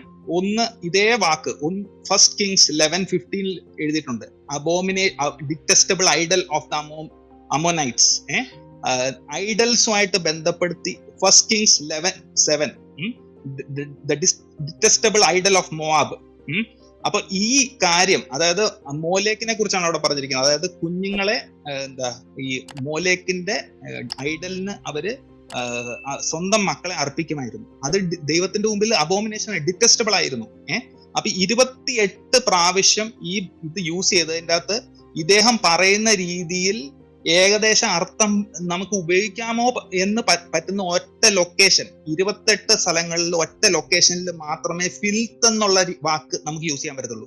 പക്ഷെ ഇദ്ദേഹം പറയുന്ന മലം എന്ന് ഒരു കാരണവശാലും ഒരിടത്ത് പോലും അത് ഉപയോഗിച്ചിട്ടില്ല. അപ്പൊ ഇത് നിങ്ങൾക്ക് തന്നെ വെരിഫൈ ചെയ്യാവുന്നതാണ്. ഡിറ്റസ്റ്റബിൾ ഐഡൽ എന്നാണ് ഈ 28 സ്ഥലത്ത് 26 സ്ഥലങ്ങളിൽ ഉപയോഗിച്ചിരിക്കുന്നത്. നിങ്ങൾ അത് വെരിഫൈ ചെയ്യാവുന്നതാണ്. അപ്പോൾ ഒന്നാമത്തെ കാര്യം അത് അദ്ദേഹത്തിന്റെ മിസ്റെപ്രസെന്റേഷൻ ആയിരുന്നു. രണ്ടാമത് ഇദ്ദേഹം പറഞ്ഞൊരു കാര്യം, അതായത് യഹോവയുടെ ഒരു സൈക്കോ ദൈവമാണെന്ന് അദ്ദേഹം പറഞ്ഞു. അപ്പോൾ എനിക്ക് അദ്ദേഹത്തോട് ഓർമ്മിപ്പിക്കാനുള്ളത് ആവർത്തന പുസ്തകം 28 1 മുതൽ 14 വരെ നമ്മൾ 1 മുതൽ 14 വരെ നമ്മൾ നോക്കുമ്പോൾ അതെന്താണ്? അനുഗ്രഹങ്ങളും.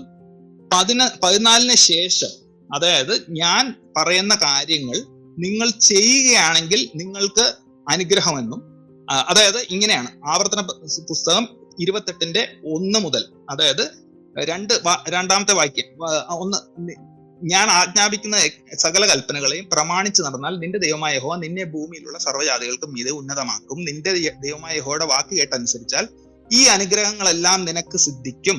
പട്ടണത്തിൽ നീ അനുഗ്രഹിക്കപ്പെടും, വയലിൽ നീ അനുഗ്രഹിക്കപ്പെടും, നിന്റെ ഗർഭഫലവും കൃഷിഫലവും ഇതെല്ലാം അനുഗ്രഹിക്കപ്പെടും. നിന്നെ എതിർക്കുന്ന ശത്രുക്കളുടെ നിന്റെ മുമ്പിൽ തൂക്കുമാറാക്കും.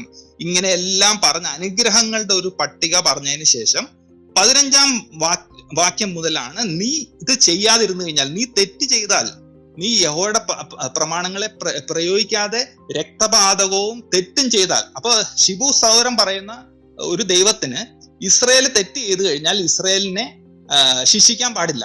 അപ്പൊ അതാണ് ഒരു ബയസ്ഡ് ആയിട്ടുള്ള ഗോഡ്. പക്ഷെ യഹോവ അങ്ങനത്തെ ദൈവമല്ല. യഹോവ വളരെ ക്ലിയർ ആയിട്ട് അവിടെ ഒരു നീതിയുള്ള ന്യായാധിപതിയാണ്. അതാണ് അവിടെ പൗലോസ് പറയുന്നത്, യാതൊരു മുഖപക്ഷവും കാണിക്കാതെ ഏത് സ്വന്തം ജനതയാണെങ്കിൽ പോലും ബ്ലസ് ചെയ്യുകയും അതുപോലെ വിധിക്കുകയും ചെയ്യുന്ന വ്യക്തിയാണ്. അതുകൊണ്ട് അപ്പം സഹോദരൻ ഈ സൈക്കോ ദൈവം എന്ന് പറയുന്നിടത്ത് അദ്ദേഹം ഈ ശാപം അല്ലെങ്കിൽ ബാക്കിയുള്ള കാര്യങ്ങൾ മാത്രമേ കണ്ടുള്ളൂ. 15-ന് ശേഷം താഴെയുള്ള വാക്യങ്ങൾ മാത്രമേ കണ്ടിട്ടുള്ളൂ. 28:1 മുതൽ 15 വരെ ഉള്ള അനുഗ്രഹങ്ങളൊന്നും അദ്ദേഹം കണ്ടില്ല. ഈ യഹോവ പറഞ്ഞിരിക്കുന്ന, അതായത് നീ നല്ല ചെയ്തു കഴിഞ്ഞാൽ നിനക്ക് ഇന്ന അനുഗ്രഹം ഉണ്ടാവും, നീ നന്മ ചെയ്തില്ലെങ്കിൽ നിനക്ക് ഇന്ന ദോഷം ഉണ്ടാവും എന്ന് പറഞ്ഞതാണ്, പ്രൊണൗൺസ് ചെയ്താണ്. അതനുസരിച്ച് ചെയ്തില്ലെങ്കിൽ ആണ് ആ യഹോവ നീതിയുള്ള ന്യായാധിപതി ആവാതിരിക്കുന്നത്. അതാണ് പാപത്തെയാണ് ദൈവം ജഡ്ജ് ചെയ്യുന്നത്. അപ്പൊ ആ ഒരു കൺസെപ്റ്റ്. പിന്നെ ഈ സഹോദരൻ പറഞ്ഞത് യേശുവിനെ കുറിച്ച്, ഒരു പുതിയ ആൾക്ക് വിവാഹം കഴിച്ചു കൊടുത്തിരിക്കുന്നതിനെ കുറിച്ച് ആണ് പറഞ്ഞത്. ഓക്കെ, അങ്ങനെയെങ്കിൽ ഈ പറയുന്ന 1 കൊരിന്ത്യർ 10:8 ഈ ക്രിസ്തുവിനെതിരെ ഡിസൊബേ ചെയ്തവരെ, ക്രിസ്തുവിന്റെ ആത്മാവിനെതിരെ ഡിസൊബേ ചെയ്തവരെ പഴയ നിയമത്തിൽ അവരെ പാമ്പുകളെ വിട്ട് കടിപ്പിച്ചതിനെ കുറിച്ച് പറയുന്നുണ്ട്. ക്രിസ്തുവിന്റെ ആത്മാവിനെതിരെ സംസാരിച്ചത് യൂദയുടെ ലേഖനത്തിൽ പറഞ്ഞിട്ടുണ്ട്. ഡിസൊബേ ചെയ്ത 5 യൂദയുടെ ലേഖനം 5-ാം വാക്യത്തിൽ ഓൾഡ് ടെസ്റ്റ്മെന്റിൽ ഡിസൊബേ ചെയ്തവരെ കർത്താവ് നശിപ്പിച്ചതിനെ കുറിച്ച് പറയുന്നുണ്ട്. അതിനുശേഷം വളരെ കൃത്യമായിട്ട് വെളിപ്പാട് പുസ്തകം യോഹന്നാൻ സ്നേഹമുള്ള ആ സ്നേഹത്തിന്റെ അദ്ദേഹം അല്ല എഴുതിയെന്ന് നമ്മുടെ ഷിബു ബ്രദർ പറയുന്നുണ്ട്. ഞാൻ വാദത്തിന് ആ ഒരു കാര്യം ഞാൻ അക്സെപ്റ്റ് ചെയ്യുകയാണെന്ന് വിചാരിക്കാം. എന്നാൽ പോലും എഴുതിയ ആള് ആരാണെങ്കിലും വളരെ ക്ലിയർ ആയിട്ട് യേശു ക്രിസ്തുവിന്റെ കർത്തൃത്വം നടക്കുന്ന സമയത്ത്, ഞാൻ പറയുന്നത് വെളിപ്പാട് പുസ്തകം 20-ാം അധ്യായത്തിലാണ്. അതായത് 1000 ആണ്ട് അവർ ക്രിസ്തുവിനോട് കൂടെ 1000 ആണ്ട് കഴിഞ്ഞു. അതിനുശേഷം അടുത്തത് എഴുതിയിരിക്കുന്നത് 1000 ആണ്ട് വാഴ്ചയ്ക്ക് ശേഷം പിശാചിനെ തുറന്നു വിടുന്നു. അവൻ ചുറ്റുമുള്ള ജനതകളിൽ നിന്ന് അസംഖ്യം ജനത്തെ, അതിന്റെ അവിടെ എഴുതിയിട്ടുണ്ട്, കടലിന്റെ തിരകളുടെ അത്രയും, കടൽ തിരകളെ അത്രയും അസംഖ്യം ജനതയെ കൂട്ടി വിശുദ്ധ നഗരത്തിന് നേരെ കൊണ്ടുവന്നു. എന്നിട്ട് ഒറ്റ ഒരു വാക്യമാണ് അടുത്ത് എഴുതിയിരിക്കുന്നത്, സ്വർഗത്തിൽ നിന്ന് തീ ഇറങ്ങി അവരെ എല്ലാം നശിപ്പിച്ചു. അതായത് എത്ര അസംഖ്യം ആളുകളെ. അപ്പോ ഇത് ഈ യേശുക്രിസ്തു ആരാണ്? ഈ യേശുക്രിസ്തു വെളിപ്പാട് പുസ്തകത്തിൽ എഴുതിയിരിക്കുന്ന യേശുക്രിസ്തു ആരാണ്? അപ്പോൾ സഹോദരൻ റോമാലേഖനത്തിൽ എഴുതിയിരിക്കുന്നുണ്ട്, ഇത് സുപ്രസാദ കാലം, ഇത് രക്ഷാദിവസം, ഇത് കൃപയുടെ യുഗം. അപ്പൊ നമ്മൾ മനസ്സിലാക്കണം, ഇന്ന് കർത്താവ് ഇരിക്കുന്നത് കൃപയുടെ കൃപാസനത്തിലാണ് ഇരിക്കുന്നത്. നമുക്കറിയാം, അതിനുശേഷം ന്യായാസനത്തിലേക്ക് കർത്താവ് പോകുന്നൊരു സമയമുണ്ട്. ഇപ്പോൾ ഇന്ന് നിങ്ങൾ ചെയ്യുന്ന ഇപ്പൊ ഈ പറയുന്ന എല്ലാ കാര്യങ്ങളും, ഈ ഗ്ലോറിയസ് ഗോസ്പലിൽ പറയുന്ന എല്ലാ കാര്യങ്ങളും എല്ലാവർക്കും ദൈവവചനത്തിന്റെ നല്ല കാര്യങ്ങൾ നമുക്ക് അവൈലബിൾ ആണ്. അതായത് കർത്താവ് ഈ സമയത്ത് ആരെയും ക്ഷമിക്കും, ആരോടും അവരുടെ പാപങ്ങൾ കണക്കിടത്തില്ല, അതൊക്കെ ശരിയാണ്. പക്ഷെ വേറൊരു സമയം വരുന്നത്, എന്താ കാരണം? എന്താ അതിന്റെ റീസൺ ഉണ്ട്. Because judgement is reserved. We are under the age of grace. ഇപ്പോൾ ആണ് സുപ്രസാദ കാലം, ഇപ്പോഴാകുന്നു രക്ഷാ ദിവസം. ഇതാണ് ഏജ് ഓഫ് ഗ്രേസ്. അത് വളരെ ക്ലിയർ ആയിട്ട് റോമലേഖനത്തിൽ പറയുന്നുണ്ട്. ഞാൻ വേണേ വാക്യവും റെഫറൻസും തരാം. അപ്പോ ഈ സമയത്ത് അതിനുശേഷം ഈ ക്രിസ്തു ന്യായാസനത്തിൽ ഇരിക്കുന്ന ഒരു സമയമുണ്ട്.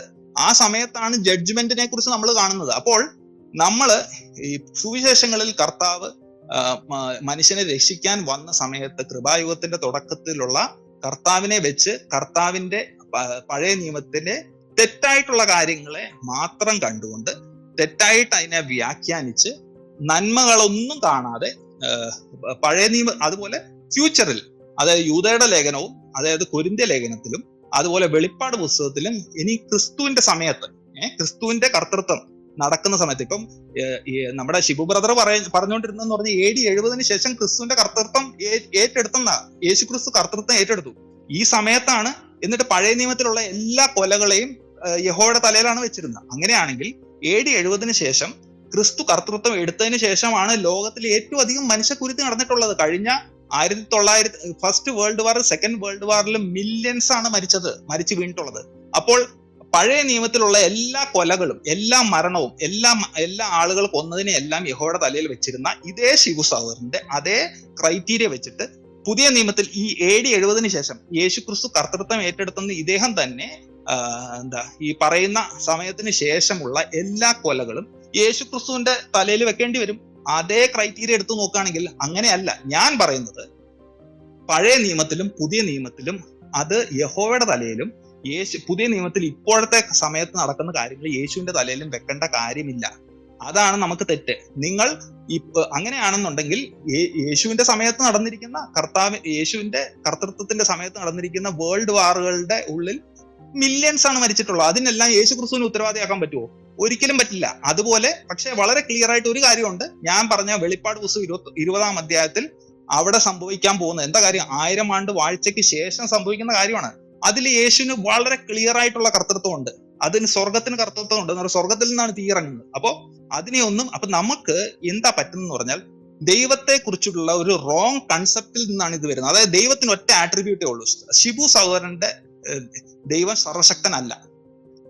ശിബു സഹോദരന്റെ ദൈവം എന്ന് പറഞ്ഞു കഴിഞ്ഞാൽ സ്നേഹിക്കാൻ മാത്രമേ അറിയുള്ളൂ. ഒരു ചെറിയൊരു മൃഗത്തെ പോലും കൊല്ലാൻ ആ ദൈവത്തിന് കഴിവില്ല. മനസ്സിലായോ?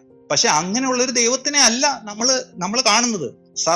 ദൈവത്തിന് എന്തെങ്കിലും ചെയ്യാൻ പറ്റത്തില്ല എന്ന് നമ്മൾ പറയുകയാണെങ്കിൽ ആ ദൈവം സർവശക്തനല്ല. അപ്പോ ശിവു സഹോദരന്റെ ദൈവം സർവശക്തനല്ല എന്ന് ഞാൻ ഡിക്ലെയർ ചെയ്യുന്നു. എന്താ കാര്യം? ആ ദൈവത്തിന് ഒരു മനുഷ്യനെ വിധിക്കാൻ പറ്റത്തില്ല, ഒരു മനുഷ്യനെ ശിക്ഷിക്കാൻ പറ്റില്ല, എല്ലാ മനുഷ്യനെ സ്നേഹിക്കാൻ മാത്രം. അപ്പൊ സൽഗുണ സമ്പൂർണനല്ല ശിവു സഹോദരന്റെ ദൈവത്തിന്. എല്ലാ ഗുണങ്ങളും ഇല്ല, ഒറ്റ ഗുണമേ ഉള്ളൂ. ഏതാ? സ്നേഹം മാത്രം. അപ്പൊ നിങ്ങളുടെ മക്കളോട് നിങ്ങൾക്ക് സ്നേഹമുണ്ട്. അപ്പൊ ഈ സ്നേഹമുള്ള നിങ്ങള് മക്കൾ പറയുന്ന എല്ലാം മേടിച്ചു കൊടുക്കുവോ? അവര് പറയുന്ന എല്ലാത്തിനും നിങ്ങൾ വകവെച്ചു കൊടുക്കുവോ? അവരെ ഡിസിപ്ലിൻ ചെയ്യില്ലേ? അവരെ അടിക്കത്തില്ലേ? അങ്ങനെ അതല്ലേ റിയലിസ്റ്റിക്, അതല്ലേ റിയാലിറ്റി. ഇതല്ലാതെ എന്ത് ചെയ്താലും കണ്ണടച്ച് ചിരിച്ചു മാത്രം കാണിക്കുന്ന, അതുപോലെ പഴയ നിയമത്തിൽ ഒളിച്ചിരിക്കുന്ന യഹോവേനെ ഈ തോന്നിയാസം എല്ലാം കാണിക്കാൻ വേണ്ടി കയർ ഉരുവിട്ട, ഒരിടത്തും സംസാരിക്കാത്ത ഒരു അത്യുന്നതനെ പോർട്രേ ചെയ്യുന്ന ദൈവനത്തിൽ അങ്ങനത്തെ ഒരു ദൈവം ഇല്ല. അദ്ദേഹത്തിന്റെ ഇമാജിനറി ദൈവമാണ് ശിവു സഹോദരന്റെ ഇമാജിനറി ദൈവമാണ് ഈ അത്യുന്നതൻ. അല്ലാതെ ഈ കൃപായുഗത്തിന്റെ പുറത്ത്, അതായത് പാസ്റ്റിലോ ഫ്യൂച്ചറിലോ ഈ ശിവു ബ്രദർ പറയുന്ന പോലെ ഒരു ദൈവം ഇല്ല.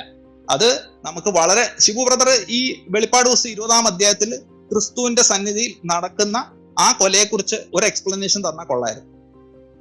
വാക്യം വേണേ ഞാൻ പറയാം. ഓക്കെ, ഇതിനകത്ത് സഹോദരൻ സൈക്കോ ദൈവം എന്ന് ഞാൻ പറഞ്ഞില്ല, സൈക്കോ ഹസ്ബൻഡ് എന്നാ പറഞ്ഞു. അയാളെ ദൈവമായിട്ടൊന്നും ഞാൻ അംഗീകരിക്കുന്നില്ല. സൈക്കോ ഹസ്ബൻഡ്, അത് വളരെ കൃത്യമായിട്ട് ഈ സൈക്കോ ഹസ്ബൻഡിന്റെ പ്രവൃത്തി എന്താണ്? സ്വന്തം ഭാര്യയുടെ തുണി അഴിച്ച് നാട്ടുകാരെ കാണിക്കുന്നു, രാവിലെയും ഉച്ചയ്ക്കും വൈകിട്ടും കള്ളു കുടിക്കുന്നു. മഹാകുടിയനാണ്. അയാൾക്ക് കുടിക്കാൻ വേണ്ടതിന്റെ അളവൊക്കെ അവിടെ പറഞ്ഞിട്ടുണ്ട്.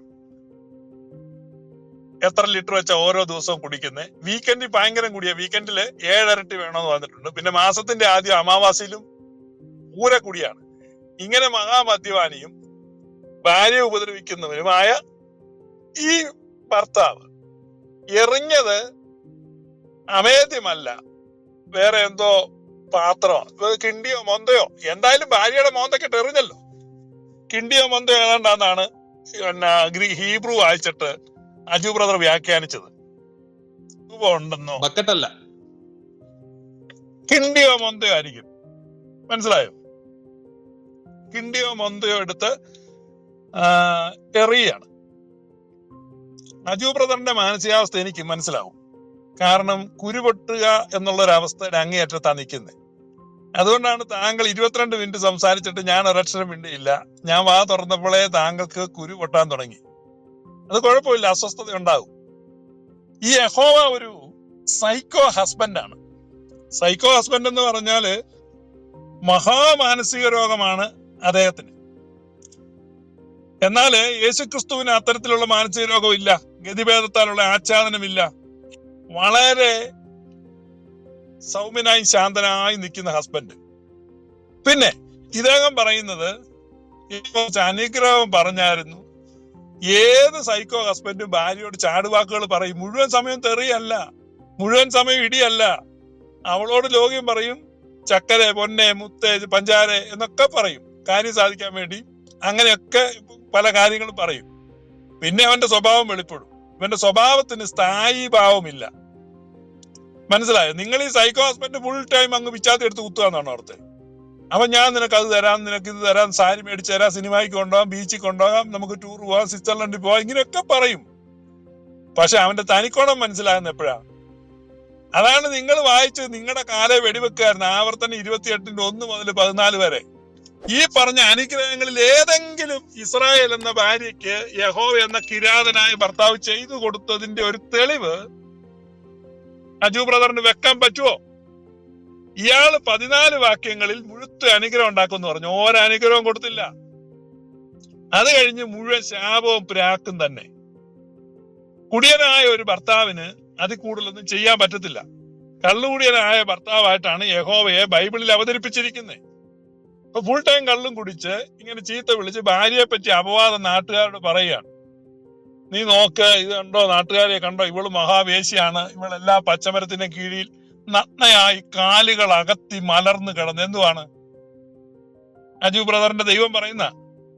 അജുവിന്റെ യഹോവ ദൈവം പറയുന്നതാണ് ഇവൾ നഗ്നയായി കാലുകൾ അകത്തി മലർന്നു കിടന്നെന്ന്. എന്നിട്ട് അത് എഴുതി വെച്ചിരിക്കുക ആ പുസ്തകത്തിൽ. അപ്പൊ അങ്ങനെ സ്വന്തം ഭാര്യ ആക്ഷേപിക്കുന്ന, സ്വന്തം ഭാര്യ അപമാനിക്കുന്ന, അവസാനം സ്വന്തം ഭാര്യയെ ഉപദ്രവിച്ച് മോന്തയില് കിണ്ടി മൊന്ത എറിഞ്ഞെന്നാണ്. ഞങ്ങളത് തീട്ട എറിഞ്ഞെന്നാണ് വായിച്ചത്. അദ്ദേഹം ഹീബ്രുവിലൂടെ കുഴിഞ്ഞിറങ്ങിച്ചെന്നുവെച്ചാൽ അത് കിണ്ടി മൊന്തയൊക്കെയാണെന്ന് പറഞ്ഞു. ഓക്കെ, കിണ്ടി മൊന്തയും പാത്രവും എല്ലാം ഭാര്യയുടെ നേരെ വലിച്ചെറിഞ്ഞു. അവസാനം അവളുടെ തുണി പറിച്ച് നാട്ടുകാരെ കാണിച്ചു. അവസാനം അവളെ ഉപേക്ഷിച്ചു. ഇങ്ങനെ മാനസികമായും ശാരീരികമായും സാമൂഹികമായും വൈകാരികമായും ചൂഷണം ചെയ്യപ്പെട്ടും പീഡിപ്പിക്കപ്പെട്ടും അപമാനിക്കപ്പെട്ടും ഉപേക്ഷിക്കപ്പെട്ടും കിടന്ന വൈധവ്യം ബാധിച്ച ഈ സ്ത്രീയെ തേടി ദൈവത്തിന്റെ പുത്രൻ വന്നു. രാജകുമാരൻ, അങ്ങനെയാ പറയുന്നത്, രാജകുമാരൻ ഈസ് ദ പ്രിൻസ്. അപ്പൊ ദൈവം തന്റെ രാജകുമാരനെ അയച്ചു. ആരെ വിവാഹം കഴിക്കാൻ? ഈ ക്രൂരനായ, ഈ വസൂരിക്കലകളുള്ള കൊമ്പം മീശക്കാരനായ, കള്ളരിച്ചു കുടിക്കുന്ന മീശയുള്ള, മുഴുക്കുടിയനായ ഈ ഭർത്താവിന്റെ പീഡനവും താടനവും ഏറ്റ് ശരീരവും മനസ്സും തളർന്ന ഈ പെൺകുട്ടിയെ തിരക്കി ദൈവം തന്റെ പുത്രനെ അയച്ചു. ഇതാണ് സ്നേഹഗാഥ ബൈബിളിന്റെ ക്രക്സ് എന്താന്ന് മനസ്സിലാക്കാതെ ഇറങ്ങി നടക്കുന്ന നിങ്ങളെ പോലെയുള്ളവരോട് എനിക്ക് ഒരു ലോഡ് പുച്ഛമാണ് സഹോദര, സഹതാപം. കാരണം എന്താണ് ദൈവത്തിന്റെ സ്നേഹം? For God so loved and he saint his son. ആരെ സ്നേഹിക്കാനാ വിട്ടെന്നറിയാമോ? ഇതുപോലെ ഒരു കിരാതനായ ഭർത്താവിനാൽ കന്യകാത്വം നഷ്ടപ്പെട്ട്, മനസ്സിന്റെ സ്വസ്ഥത നഷ്ടപ്പെട്ട്, ശാരീരികമായും മാനസികമായും എല്ലാ തരത്തിലും ചൂഷണം ചെയ്യപ്പെട്ട് തകർന്നടിഞ്ഞ് അവസാനം ഒരു നുകത്തിന്റെ കീഴിലിരിക്കുന്ന ഈ പെൺകുട്ടിയെ തിരക്കി അവളെ സ്നേഹിക്കാൻ, ഒരു കന്യകയെ പോലെ അല്ലെ, അവളെ സ്നേഹിക്കാൻ വേണ്ടി ഈ വൈധവ്യം ബാധിച്ച് ഈ മനസ്സ് തകർന്നിരിക്കുന്ന ഈ ഇസ്രായേലിനെ സ്നേഹിക്കാൻ വേണ്ടി ദൈവത്തിന്റെ പുത്രൻ രാജകുമാരൻ വന്നു. എന്നാൽ ആ രാജകുമാരൻ വന്ന് കല്യാണം കഴിക്കുമ്പോൾ ഈ പഴയ കുടിയൻ വീണ്ടും വരും ശല്യം ഉണ്ടായിക്കൊണ്ട്. അതിനാണ് ലെറ്റ് us ഡൈ ടുഗദർ, നമുക്ക് ഒരുമിച്ച് മരിക്കാം. അപ്പൊ പിന്നെ എല്ലാ തെളിവും നഷ്ടപ്പെട്ടു. ഒരു ലീനും ഇല്ല, ഒരു ക്ലെയിമും പിന്നെ യഹോവയ്ക്ക് വെക്കാൻ പറ്റത്തില്ല. അതിനാണ് സ്നാനം. അല്ലാതെ നിങ്ങൾ നടത്തുന്നത്ര പെന്തക്കോസുകാർ പോയി പോത്തുകുളത്തിൽ മുങ്ങുന്നത്ര അല്ല സ്നാനം എന്ന് പറഞ്ഞാൽ എന്താന്ന് ഞങ്ങളുടെ പരിശുദ്ധനായ പൗലോസ്ലീഹ രേഖപ്പെടുത്തിയിരിക്കുകയാണ്. ക്രിസ്തുവിനോട് ചേരുവാൻ മരിച്ച് അടക്കപ്പെട്ട് ഉയർത്തെഴുന്നേൽക്കുക. 6-ാം അധ്യായത്തിൽ അത് വിവരിച്ചിട്ട് റോമാലേഖനം 7-ാം അധ്യായത്തിൽ വരെ പറയാണ് മരിച്ചിട്ട് ഉയർത്തെഴുന്നേറ്റ് മറ്റൊരുവനായി തീരേണ്ടതിനാണ് ഇത് നടത്തുന്നത്. ഈ വിശുദ്ധ കൂദാശ നടത്തുന്നതിന്റെ കാരണം യഹോവയുടെ ക്ലെയിംസ് മുഴുവൻ മാറി വിശുദ്ധീകരിക്കപ്പെട്ടു. ശുഭ്രവും ശുദ്ധവുമായ നിർമ്മല വസ്ത്രം ധരിച്ചുകൊണ്ട് ആ നവോഢയായിട്ട്, മണവാട്ടിയായിട്ട് അവൾ ക്രിസ്തുവിന്റെ വലതുഭാഗത്ത് നിൽക്കുകയാണ്. ആ ക്രിസ്തു അവളെ പരിഹസിക്കുന്നില്ല, അവളെ നിന്ദിക്കുന്നില്ല. വ്യഭിചാരത്തിൽ പിടിക്കപ്പെട്ടു കൊണ്ടുവന്ന സ്ത്രീയെ കല്ലെറിഞ്ഞു കൊല്ലണമെന്നുള്ള റിട്ടേൺ നിയമം നിൽക്കെ യേശു അവളെ നോക്കി പറഞ്ഞു, ഞാൻ നിന്നെ വിധിക്കുന്നില്ല, പോയിക്കൊള്ളുക. അപ്പൊ യേശു ക്രിസ്തുവിന്റെ സ്നേഹത്തിന്റെ പുതപ്പ് സഭയുടെ മേൽ എന്നേക്കുമായി വീണിരിക്കുകയാണ്.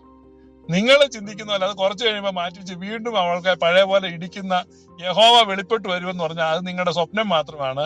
യേശു ക്രിസ്തുവിൽ യഹോവ വെളിപ്പെടുന്ന കാണാൻ വേണ്ടി കാത്തിരിക്കുന്ന അജുവൊക്കെ കാത്തിരുന്ന് കണ്ണു കഴിക്കാമെന്നുള്ളതല്ലാതെ അത് വെളിപ്പെടാൻ പോകുന്നില്ല എന്ന് മാത്രം പറയുകയാണ്. താങ്ക് യു ബ്രദറെ. ബാക്കിയുള്ളവർക്കും ഈ അജുവിനോടുള്ള ചർച്ചയിൽ പങ്കെടുക്കാം. യഹോവയെ സപ്പോർട്ട് ചെയ്യുകയോ പെയിന്റ് അടിക്കുകയോ ഒക്കെ ചെയ്യാം. Thank you. Thank you Shibu ബ്രദറെ. ഒന്നാമത് അദ്ദേഹം പറഞ്ഞത് വീഞ്ഞിന്റെ കാര്യം, മദ്യം, അതൊരു മിസ്റെപ്രസെന്റേഷൻ ആണ്. ഞാൻ അതിന്റെ വാക്യങ്ങൾ നേരിട്ട് വായിക്കാം. ഒന്നാമത് നമ്മൾ കാണുന്ന ആവർത്തനം 14:26, നിന്റെ ഇഷ്ടം പോലെ മാടോ ആടോ വീഞ്ഞോ മദ്യമോ ഇങ്ങനെ നീ ആഗ്രഹിക്കുന്ന ഏതിനെയും ആ പണം കൊടുത്തു വാങ്ങി നിന്റെ ദൈവമായ യഹോവയുടെ സന്നിധിയിൽ വെച്ച് തിന്ന് നീയും നിന്റെ കുടുംബവും സന്തോഷിക്കണം. അപ്പോ അത് യഹോവയല്ല അവിടെ കുടിക്കാൻ പറയുന്നത്. അതായത് അവരുടെ കുടുംബം, നീയും നിന്റെ കുടുംബവും സന്തോഷിക്കണമെന്നാണ് പറഞ്ഞേക്കുന്നത്. അല്ലാണ്ട് യഹോവ കുടിക്കുന്നല്ല അവിടെ പറഞ്ഞേക്കുന്നത്. പിന്നെ അടുത്തത് സംഖ്യാപുസ്തകം 28:7. അതിന്റെ അടുത്ത വാക്യവും കൂടെ അജു സഹോദരൻ, അതിന്റെ അടുത്ത വാക്യവും കൂടെ 26 കഴിഞ്ഞിട്ടുള്ള അടുത്തത് 27 നിന്റെ പട്ടണങ്ങളിലുള്ള ലേവിനെ മറന്നു കളയരുത്. ശരിയാ, കറക്റ്റാ പറഞ്ഞ ബ്രദർ, പറഞ്ഞ കറക്റ്റാ. വളരെ സ്നേഹമുള്ള യഹോവയോട്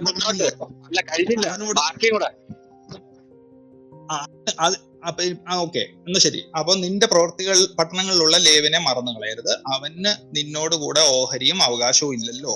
അതുകൊണ്ടോ വളരെ സ്നേഹിക്കുന്ന ദൈവം കർത്താവ്. ഇനിയും വായിക്കണോ? എന്നാ ശരി. നീ ചെയ്യുന്ന സകല പ്രവൃത്തികളിലും അതെ നിന്നോട് കൂടെ അവിടെ പറഞ്ഞേക്കുന്നത് യഹോവ നിന്നെ അനുഗ്രഹിക്കേണ്ടത് നിന്നോട് കൂടെ ഓഹരിയും അവകാശവും ഇല്ലാത്ത ലേവ്യനും നിന്റെ പട്ടണങ്ങളിലുള്ള പരദേശിയും അനാഥനും വിധവയും വന്ന് തൃപ്തരാകണം. നമ്മുടെ അല്ല ഇത് തിന്ന് തൃപ്തരാവണമെന്നാ സഹോദര പറഞ്ഞത്. അതായത് യഹോവ എന്തെങ്കിലും നന്മ ചെയ്തിട്ടുണ്ടോ? കള്ളെന്ന് പറഞ്ഞാൽ എന്നെ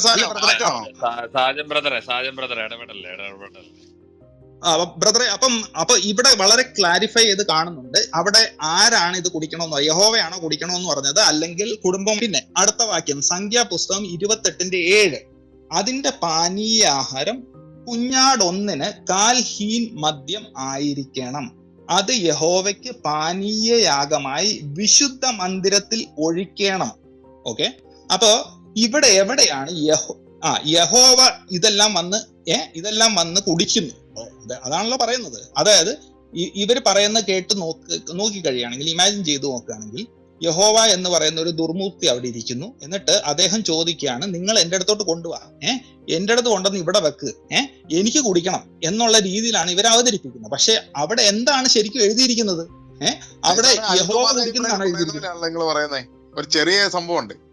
6 വയസ്സുള്ള കൊച്ചിന് മോശമല്ലേ പറയുന്നത്? അതിപ്പോ ഇസ്ലാമിസ്റ്റുകൾ പറയും മോശമല്ലേ, 9 വയസ്സുള്ളതിനല്ലേ എന്ന് പറഞ്ഞ പോലത്തെ വാദമാണല്ലോ. ഇതിനൊരു ഉത്തരം പറയണം. അതായത് യഹോവ കുടിക്കാൻ വേണ്ടി ഇവരുടെ നിന്ന് മേടിച്ചെന്നാ പറയുന്നത്. പക്ഷെ അങ്ങനല്ല ദൈവവചനം പറയുന്നത്. അപ്പൊ ദൈവവചനത്തിനെ കോട്ടി മാറ്റുന്ന ആളുകളെ നിങ്ങൾ വിശ്വസിക്കണം. ഒന്നുകൂടെ വായിച്ചേ, നന്നായിട്ട് വായിക്കും. യഹോവ കുടിക്കത്തില്ലെങ്കിൽ ബാക്കിയുള്ളവരെ കുടിപ്പിക്കുമല്ലോ. ഞാൻ ഇതിനു മുമ്പ് വായിച്ച ഒന്നുകൂടെ വായിക്കാം. ആദ്യത്തെ വാക്യം ആവർത്തനം 14:26 വായിക്കണോ? നിന്റെ ഇഷ്ടം പോലെ മാടോ ആടോ വീഞ്ഞോ മദ്യമോ ഇങ്ങനെ നീ ആഗ്രഹിക്കുന്ന ഏതിനെയും ആ പണം കൊടുത്തു വാങ്ങി നിന്റെ ദൈവമായ യഹോവയുടെ സന്നിധിയിൽ വെച്ച് തിന്ന് നീയും നിന്റെ കുടുംബവും സന്തോഷിക്കണം. കേട്ടല്ലോ? അതാണ് ആവർത്തനം 14:26. മദ്യപിക്കുന്ന സന്തോഷമല്ലേ, പിന്നെ എന്തിനു പുതിയ നിയമത്തിൽ മാറ്റി? എന്തിനാ മദ്യപിക്കുന്ന സന്തോഷം എന്ന് യഹോവ പറഞ്ഞല്ലോ.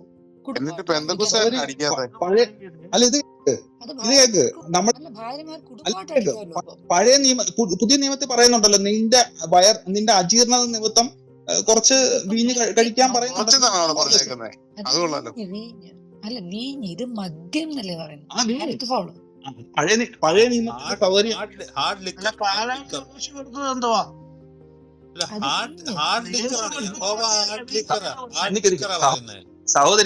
സഹോദരി എന്താണെങ്കിലും അല്ല അതൊക്കെ ശരി. എന്താ കാര്യം എന്ന് പറഞ്ഞാൽ അത് വളരെ വളരെ പവർഫുൾ ആയിട്ടുള്ള വീഞ്ഞ് അവിടെ കിട്ടിയത്. അപ്പം അത് മറ്റേനേക്കാളും നേത്രമാണെന്നാണ് നമ്മൾ കാണുന്നത്. ഒരു മിനിറ്റ് ഡ്യൂസ് ഉണ്ടല്ലോ, മോഡറേറ്റേഴ്സ് ഉണ്ടല്ലോ, സംസാരിക്കാൻ പറയും. നമ്മൾ മെയിൻ പോയിന്റിൽ കോൺസെൻട്രേറ്റ് ചെയ്യുക. യഹോവ കുടിക്കാൻ വേണം, ഇയാള് മേടിച്ചോണ്ട് വരണമെന്ന് പറയുന്നു എന്നാണ് നാളുകളായിട്ട് നമ്മുടെ ഷിബു ബ്രദറും ഈ ജിജിയും ക്ലെയിം വെക്കുന്നത്. പക്ഷെ യഹോവ കുടിയനാണ്, യഹോവ രാവിലെ വൈകിട്ടും മദ്യം കൊടുക്കണമെന്നും ശബത്തിൽ 7 ഇരട്ടി കൊടുക്കണമെന്നും മാസത്തിന്റെ ആദ്യം 30 ഇരട്ടി കൊടുക്കണമെന്നും എഴുതി വെച്ചിട്ടുണ്ട്. ഈ യഹോവയ്ക്ക് ദൈവാലയത്തിൽ കൊണ്ട് പറയട്ടെ, യഹോവയ്ക്ക് ദൈവാലയത്തിൽ കൊണ്ട് നിവേദിക്കണം. പറയട്ടെ, ഇടയ്ക്ക് കയറാതെ. യഹോവയ്ക്ക് നിവേദിക്കണം എന്ന് പറഞ്ഞു കഴിഞ്ഞാൽ ഒരു ദേവന് നിവേദിക്കുന്ന നിവേദ്യം ആ ദേവന്റെ ആഹാരമാണ്. അവിടെ കൊണ്ട് ഒഴിക്കണമെന്ന് പറഞ്ഞേ. യഹോവയുടെ സന്നിധിയിൽ മദ്യം ഒഴിക്കണം. എന്തിന്? ഞാൻ ചാത്തൻ സേവയൊക്കെ കണ്ടിട്ടുണ്ട്. ചാത്തൻ സേവ നടത്തുന്നവർ ചാത്തന്റെ മുമ്പിൽ മദ്യം ഒഴിക്കും. ആ മദ്യം അപ്രത്യക്ഷമാകുകയും ചെയ്യും. നിങ്ങൾക്ക് വേണേ ഞാൻ അഡ്രസ് പറഞ്ഞുതരാം, നിങ്ങൾ നേരിട്ട് പോയി കണ്ടു ബോധ്യപ്പെടും. ഒരു ചാത്തനായിരുന്നു നിന്റെ യഹോവ. നിന്റെ യഹോവ ലക്ഷണമൊത്ത ചാത്തനായിരുന്നു. മദ്യം ഒഴിച്ച് ചാത്തൻ സേവ അവര് നടത്തി. നിനക്ക് അല്ലെങ്കിൽ തെളിയിക്കാൻ നീ തെളിയിക്കേ. ചുമ്മാ അത് വാക്യമായി അല്ല. സംഖ്യ 28 വായിച്ചില്ല, 28 അങ്ങോട്ട് വായിക്കേ. നിങ്ങൾ വായിച്ച വാക്യം തന്നെ വായില്ല. എന്നിട്ട് അവന്റെ സന്നിധിയിൽ ഒഴിക്കണമെന്നല്ലേ പറഞ്ഞേ? വേറെ ആരാ കുടിച്ച? വായിച്ചിട്ട് പറ. അല്ലല്ല, സംഖ്യ 28-ന്റെ 6, 7. അപ്പൊ അതിനു മുമ്പ് ഇനി സ്കിപ്പ് ചെയ്തൊന്നും പറയണ്ട. 5 മുതൽ ഞാൻ വായിക്കുകയാണ്. ഇടിച്ചെടുത്ത എണ്ണ 1/4 ഹീൻ ചേർത്ത് 1 ഇടങ്ങഴി മാവ് ഭോജനയാഗമായും അർപ്പിക്കണം. ഇത് യഹോവയ്ക്ക് സൗരഭ്യവാസനയായ ദഹനയാഗമായി സീനായി പർവ്വതത്തിൽ വെച്ച് നിയമിക്കപ്പെട്ട നിരന്തര ഹോമയാഗം. അതിന്റെ പാനീയാഗം കുഞ്ഞാടൊന്നിന് 1/4 ഹീൻ മദ്യം ആയിരിക്കണം. അത് യഹോവയ്ക്ക് പാനീയാഗമായി വിശുദ്ധ മന്ദിരത്തിൽ ഒഴിക്കണം. അടുത്ത വാക്യം, മറ്റേ കുഞ്ഞാടിനെ വൈകുന്നേരത്ത് യാഗം കഴിക്കണം. അതിനെ രാവിലത്തെ ഭോജനയാഗവും അതിന്റെ പാനീയാഗവും പോലെ യഹോവയ്ക്ക് സൗരഭ്യവാസനയായ ദഹനയാഗമായി അർപ്പിക്കണം. ഇവിടെ എവിടെയാണ് യഹോവ ഈ മദ്യം എടുത്ത് കുടിക്കുന്നതായിട്ട് ഇവിടെ എവിടെയെങ്കിലും ഓൾഡ് ടെസ്റ്റ്മെന്റിൽ എവിടെയെങ്കിലും എഴുതിയിട്ടുണ്ടോ സോര? നിങ്ങൾ ഇത്രയും പൊട്ടത്തരം പറയുമ്പോ ഇനി എനിക്ക് യഹോവയ്ക്ക് ഒഴിക്കണം, യഹോവയുടെ സന്നിധിയിൽ ഒഴിക്കണം പറഞ്ഞാൽ നിങ്ങൾക്ക് പുരാതന മതങ്ങളുടെ ആരാധന സമ്പ്രദായങ്ങൾ, ചാത്തൻ സേവ, ഇതിനെപ്പറ്റി ഒന്നും ബേസിക് അണ്ടർസ്റ്റാൻഡിങ് ഇല്ല. അതുകൊണ്ടാണ് ഞാൻ പറഞ്ഞത് നിങ്ങൾ പോയി ഒരു ചാത്തൻ സേവ കാണാൻ. ഞാൻ വേണേ അഡ്രസ് പറഞ്ഞുതരാം. നിങ്ങൾ പോയി നേരിട്ട് ബാംഗ്ലൂരിൽ നിന്ന് കേരളത്തിൽ പോയി ഈ ചാത്തൻ സേവ കണ്ടിട്ട് അവര് മദ്യം ഒഴിക്കുമ്പോൾ ചാത്തൻ കുടിക്കുന്നുണ്ടോ നോക്ക്. ചാത്തന്റെ സന്നിധിയിലോട്ട് ഇത് ഒഴിക്കുമ്പം അന്തരീക്ഷത്തിൽ തന്നെ ഇത് വലിച്ചോണ്ട് പോകുന്ന നിങ്ങൾക്ക് കാണാം. അപ്പൊ സഹോദരൻ പറയുന്നത് നിന്റെ യഹോവ ചാത്തനാണ്. ദാവീദും ശലോമോനും ഓൾഡ് ടെസ്റ്റ്മെന്റിലുള്ള എല്ലാ പ്രവാചകന്മാരും യേശു ക്രിസ്തുവിനെ കുറിച്ച് പ്രവചനങ്ങൾ എഴുതിയിരിക്കുന്ന പ്രവാചകന്മാരും എല്ലാവരും ഈ പറയുന്ന യാഗങ്ങളെല്ലാം അർപ്പിച്ചുകൊണ്ടിരുന്ന ഒരു ചാത്തന് വേണ്ടി എന്നാണോ പറയുന്നത്? അപ്പൊ അങ്ങനെയാണെങ്കിൽ നിങ്ങളുടെ അത്യുന്നതൻ എവിടെ സഹോദര? നിങ്ങളുടെ അത്യുന്നതൻ എവിടെ ഒളിച്ചിരിക്കുന്നത്? ഇങ്ങനത്തെ ദാവീദ് പറഞ്ഞില്ല, അനനയാഗം നീ ഇച്ഛിക്കുന്നില്ല, അല്ലെങ്കിൽ ഞാൻ അർപ്പിക്കുമായിരുന്നു, ഹോമയാഗത്തിൽ നിനക്ക് പ്രസാദവുമില്ല. എന്റെ ദൈവമേ, എന്റെ ഹൃദയം തകർന്നിരിക്കുമ്പോ പറയേണ്ടത് അവരാ. ഇടയ്ക്ക് കയറി ഉണ്ടാക്കാതെ നിങ്ങൾ എന്തിനീ കിടന്ന് ഈ ബഹളം വെക്കുന്നേ? എടോ, ഇസ്രായേൽ ഒരു ചാത്തൻ സേവയിൽ പെട്ടുപോയി. അവര് പെട്ടത് അവരെ പെടുത്തുകയല്ല, അവര് പെട്ടു. അതിൽ നിന്ന് അവരെ രക്ഷിക്കാനാണ് യേശു ക്രിസ്തു വന്നത്. ക്ലിയർ ആയിട്ട് യേശു വന്ന് ആ ചാത്തൻ സേവ അവരെ രക്ഷിച്ചു. ഇവന്മാര് ചാത്തൻ സേവ ചെയ്തുകൊണ്ടിരിക്കുകയായിരുന്നു. ഇനി വേറെ ഇതിലെ ഓടാതെ ഈ യഹോവയുടെ സന്നിധിയിൽ ഒഴിക്കുന്ന മദ്യം യഹോവയ്ക്കല്ലായിരുന്നു എന്ന് അജു ബ്രദർ തെളിയിക്കേ. അവിടെ നിന്നൊരു ആൺകുട്ടിയായിട്ട് അവിടെ നിന്ന് തെളിയിക്കേ. യഹോവയുടെ സന്നിധി മദ്യം ഒഴിക്കുന്ന എന്തിനാണ്? അത് യഹോവയ്ക്കാണോ അല്ലയോ? പറഞ്ഞു, യഹോവയ്ക്കാണോ അല്ലയോ? വേറൊരാൾക്കാണ്. അത് ആർക്കാന്ന് പറ. നമ്മൾ അവിടെ വരുന്ന സാധനങ്ങൾ ആർക്കാണ് എന്ന് അവിടെ വളരെ ക്ലിയർ ആയിട്ട് എഴുതിയിട്ടുണ്ട്. അതായത് നമ്മൾ യാഗങ്ങളെ കുറിച്ച് കാണുമ്പോൾ അതിൽ ഇത്ര പോർഷൻ അത് ദഹിപ്പിക്കണമെന്ന്, ഇത്ര പോർഷൻ അവിടെ സെർവ് ചെയ്യുന്ന ലേവ്യ പുരോഹിതന്മാർക്ക് അവരുടെ അവകാശമാണെന്ന് എഴുതിയിട്ടുണ്ട്. അല്ലാണ്ട് യഹോവ അവിടെ ഫിസിക്കലായിട്ട് വന്നിട്ട് ഒരിടത്തും ഒന്നും കുടിക്കുന്നുമില്ല, ഒന്നും എടുക്കുന്നുമില്ല. അതെല്ലാം നിങ്ങളുടെ മിസ്റെപ്രസെന്റേഷൻ ആണ്. ഇതേ യഹോവയുടെ പ്രവാചകന്മാരായിട്ടും ഈ പുസ്തകങ്ങളിൽ ഇതേ യഹോവയുടെ പുസ്തകം, ആ പ്രവാചകന്മാർ എഴുതിയിരിക്കുന്ന പുസ്തകങ്ങളിൽ വന്ന് എഴുതിയിരിക്കുന്ന യേശുവാണ് ഇവിടെ റിവീൽഡ് ആയിരിക്കുന്നത്. അവരെല്ലാം ചാത്തൻ സേവ ചെയ്തു. പഴയ നിയമത്തിലുള്ള വിശുദ്ധന്മാരെല്ലാം ചാത്തൻ സേവ ചെയ്തെന്നാണോ താങ്കൾ പറയുന്നത്?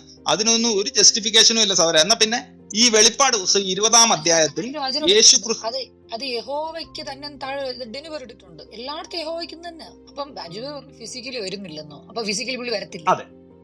അല്ല അജു പറയാ ഒരു കാര്യം, അജു പറഞ്ഞ ദൈവത്തെ നിങ്ങൾ ഓടാതെ സഹോദര, നിങ്ങൾ വേറെ വിഷയത്തിലൊക്കെ യേശുവിലേക്കും ഒക്കെ എന്തിനു ഓടുന്നത്? യേശുവൊക്കെ അവിടെ നിന്നോട്ട് തികച്ചും വ്യത്യസ്തനാണെന്ന് പൗലോസ് എഴുതി ഞാൻ വായിച്ച എട്രോസ് ആണ്. നിങ്ങൾ ഇവിടെ നിൽക്കുക, ഈ യഹോവയ്ക്കുള്ള സന്നിധിയില് ഈ പറഞ്ഞ മദ്യം പുരോഹിതന്മാര് അവിടെ ഈ ദൈവസന്നിധിയിൽ ഒഴിക്കണം എന്ന് എഴുതിയിരിക്കുകയാണ്. ഈ ഒഴിക്കുന്ന ഇവര് കുടിച്ചെന്നാണോ? അവർക്ക് യഹോവയ്ക്കുള്ള ഓഹരിയുണ്ട്, പുരോഹിതന്മാർക്ക് ഓഹരിയുണ്ട്. പെണ്ണിനെ പിടിക്കുമ്പോഴും അതെ, പുരോഹിതന്മാർക്ക് 310 പെണ്ണുങ്ങളും കൊടുത്ത് 32 പെണ്ണുങ്ങളെ എനിക്ക് തരണമെന്ന് പറഞ്ഞിട്ടുണ്ട്, പുരുഷൻ തൊടാത്ത വേണമെന്ന് പറഞ്ഞിട്ടുണ്ട്. എന്തിനാണെന്ന് ചോദിച്ചപ്പോഴൊക്കെ മാല കെട്ടാനാണ് കഴിഞ്ഞ ദിവസം ഇവിടെ ഒരാൾ എന്ന് പറഞ്ഞു, യഹോവയുടെ സന്നിധി മാല കെട്ടാൻ പെണ്ണുങ്ങളെ വേണം. അപ്പൊ ഇങ്ങനെയൊക്കെയുള്ള തൊഴിലായി പറഞ്ഞിട്ട് നിങ്ങൾക്ക് വിഷമം അറിയാം സഹോദര. ഈ യഹോവ എന്ന് പറഞ്ഞ ഒരു ദുർമൂർത്തിയാണ്. നിങ്ങൾ ഇനിയല്ലേ ആ യഹോവ ആരാധന വിട്. നിങ്ങൾ സത്യദൈവത്തെങ്കിലേക്ക് മടങ്ങ്, അവന്റെ പുത്രനായ യേശു ക്രിസ്തുവിൽ വിശ്വസിക്ക്, സുവിശേഷം വിശ്വസിക്ക്. നിങ്ങൾ ഇത് കേക്ക്. ഇത് അവിടെ മദ്യം ഒഴിക്കണമെന്ന് പറഞ്ഞാൽ യഹോവയ്ക്കാണ് ഒഴിക്കുന്നത്. നിങ്ങൾ അതിനെ എങ്ങനെ ന്യായീകരിച്ചാലും നിങ്ങൾക്ക് ഈ പറഞ്ഞ ആരാധനകളെ പറ്റി അറിയത്തില്ല.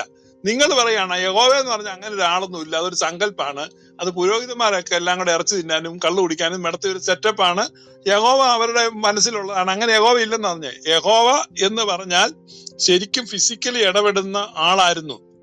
യഹോവ എന്ന് പറഞ്ഞാൽ ഫിസിക്കലി ഇടപെടുന്ന ആളായിരുന്നു. അല്ലാതെ ഫിസിക്കലി ഒരു ബന്ധവും ഇല്ലാതെ പുള്ളി ഇങ്ങനെ നടക്കൊന്നുമല്ല. പുള്ളി കഴിക്കുമായിരുന്നു, പുള്ളി കുടിക്കുമായിരുന്നു. മോശയും മൂപ്പന്മാരുടെ യഹോവയുടെ സന്നിധിയിൽ ഇരുന്ന് യഹോവയോട് വർത്തമാനം പറഞ്ഞ് ഭക്ഷണം കഴിച്ചെന്ന് നിങ്ങളുടെ ബൈബിളിലുണ്ട്. നിങ്ങൾ വായിച്ചിട്ടില്ലേ? എന്തിനാ ഇത് ചോദിച്ചിട്ടുണ്ട്? യഹോവ കഴിച്ചു എന്ന് അവിടെ എഴുതിയിട്ടുണ്ടോ? ഞാൻ അജുവിന്റെ വീട്ടിൽ വന്ന് ഭക്ഷണം കഴിച്ചു എന്ന് പറഞ്ഞ യഹോവ ഇല്ല, നിർബന്ധമില്ല. ഞാൻ അന്ന് ഉപവാസമായിരുന്നു, ഞാൻ കഴിച്ചില്ല.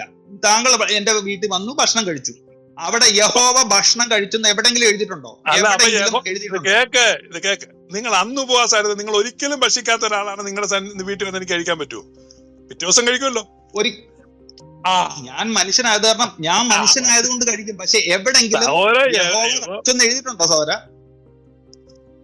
സഹോദരൻ? ഞാൻ ചോദിക്കട്ടെ, ഈ അബ്രഹാമിന്റെ വീട്ടിൽ 3 ദൂതന്മാര് വന്നു.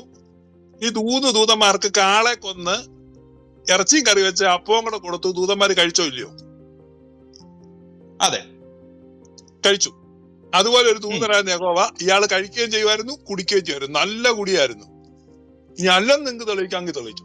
പെണ്ണും പിടിക്കുമായിരുന്നല്ലോ അതുകൊണ്ടല്ലോ. അല്ലെ, എവിടെ ഇത് എവിടെന്ന ഈ പറയുന്നത്? അതായത് നിങ്ങൾ പറഞ്ഞത് ഈ മദ്യം യഹോവ കുടിക്കുമെന്ന്. പക്ഷെ യഹോവ തിന്നുകയും കുടിക്കുകയും ചെയ്യും എന്നുള്ളതിന് ഒരു വാക്യവും നിങ്ങൾക്ക് കാണിക്കാൻ പറ്റത്തില്ല. അത് ദൈവവചനത്തിലില്ല. അപ്പോൾ ഇതൊരു സ്പെക്കുലേഷൻ നിങ്ങൾ ആളുകളുടെ തലയിൽ വെക്കുന്നതാണ്. അത് കേട്ട് വിശ്വസിക്കുന്ന ആരോ അവരൊന്ന് ചിന്തിക്കുക. ഇവർ ഈ പറയുന്നതിനുള്ള എക്സ്പ്ലനേഷൻ വാക്യപ്രതിവാക്യമായിട്ട് ഒരിടത്തും എഴുതിയിട്ടില്ല. ഒരിടത്ത് സഹോദരി ഇടപെടരുത്. ഞാൻ ശിവു ബ്രദറിനോട് സംസാരിക്കുകയാണ്. അദ്ദേഹം, ഞങ്ങൾ മാന്യമായിട്ടാണ് സംസാരിച്ചുകൊണ്ടിരിക്കുന്നത്. അദ്ദേഹത്തിന് ഒരു ഹെൽപ്പും വേണ്ട. നാളുകളായിട്ട് ഞങ്ങൾ സംസാരിച്ചുകൊണ്ടിരിക്കുന്ന വ്യക്തിയാണ്. അദ്ദേഹത്തിന് ഇതിനൊന്നും ഹെൽപ്പിന്റെ ആവശ്യമില്ല. സംഖ്യാപുസ്തകത്തില് ഞാൻ പറയട്ടെ സഹോദരി, ഞാൻ പറയട്ടെ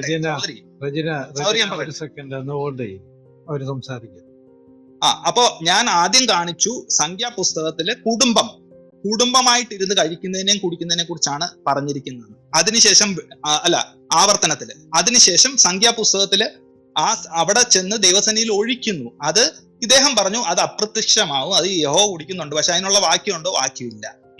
ഇനിയും വെളിപ്പാട് പുസ്തകം 20-ാം അധ്യായത്തിൽ യേശു ക്രിസ്തുവിന്റെ 1000 ആണ്ട് കാലഘട്ടത്തിന് ശേഷം, ഞാൻ പറഞ്ഞത് ഇത് കൃപായുഗമാണ്. അതിന് മുമ്പും പിൻപും ഉള്ളത് വെച്ചിട്ട്, ഇപ്പോഴത്തെ കൃപായുഗത്തിലെ ദൈവത്തിന്റെ പ്രവൃത്തി വെച്ചിട്ട് അതിന് മുമ്പും പിൻപും ഉള്ളത് വിധിക്കരുത് എന്ന് ഞാൻ പറഞ്ഞു.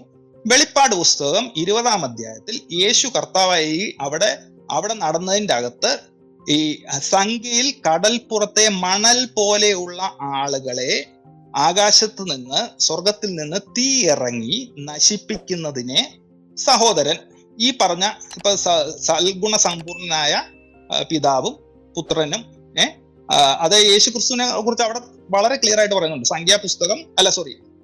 വെളിപ്പാട് പുസ്തകം 20-ാം അധ്യായം 6 മുതൽ 9 വരെയുള്ള വാക്യങ്ങളാണ്. ഇതിനെ സഹോദരൻ എങ്ങനെയാണ് ഇന്റർപ്രറ്റ് ചെയ്യുന്നത് ഒന്ന് അറിഞ്ഞാൽ കൊള്ളാം.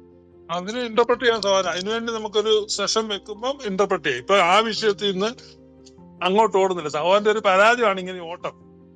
നിങ്ങൾക്ക് ഇത് അല്ലല്ല ഇവിടെ പറഞ്ഞ് തീർത്തിട്ട് അങ്ങോട്ട് പോകാമല്ലോ. അതിലല്ല ഓടുന്നേ. യഹോവ കുടിയനാണെന്നുള്ളത് ഞാൻ കൃത്യമായിട്ട് ബൈബിളിൽ നിന്ന് കാണിച്ചു. അതൊരു ദുർബുദ്ധിയാണ്. അങ്ങനെയാണ് നിങ്ങളുടെ പെന്തക്കോസ് ഹോളിൽ നിങ്ങൾക്ക് ഒരു പൈന്റ് തൊട്ട് ചോദിക്കാൻ പറ്റുമോ? യഹോവ പറഞ്ഞിട്ടുള്ളതല്ലേ. നിങ്ങൾ ചോദിച്ചാൽ ഉള്ളി ഒഴിക്കട്ടെ, നിങ്ങൾ ഒഴിക്കുക. അത് സൗര ഓർത്തഡോക്സ് പള്ളി യാക്കോബ പള്ളിയിലാ ചെയ്യുവോ? അടിച്ച് ഓടിക്കും അവനെ. യാക്കോബായ പള്ളിയുടെ മധുബായില് നിങ്ങൾക്കറിയാവോ, ലെതർ സ്ട്രാപ്പ് ഉള്ള വാച്ച് പോലും കെട്ടിക്കൊണ്ട് കയറാമല്ല. ലെതർ സ്ട്രാപ്പ് ഉള്ള വാച്ച് പോലും കെട്ടി ഞങ്ങളുടെ സുറിയാനി സഭയുടെ പ്രമാണത്തിൽ എഴുതിയിട്ടുണ്ട്.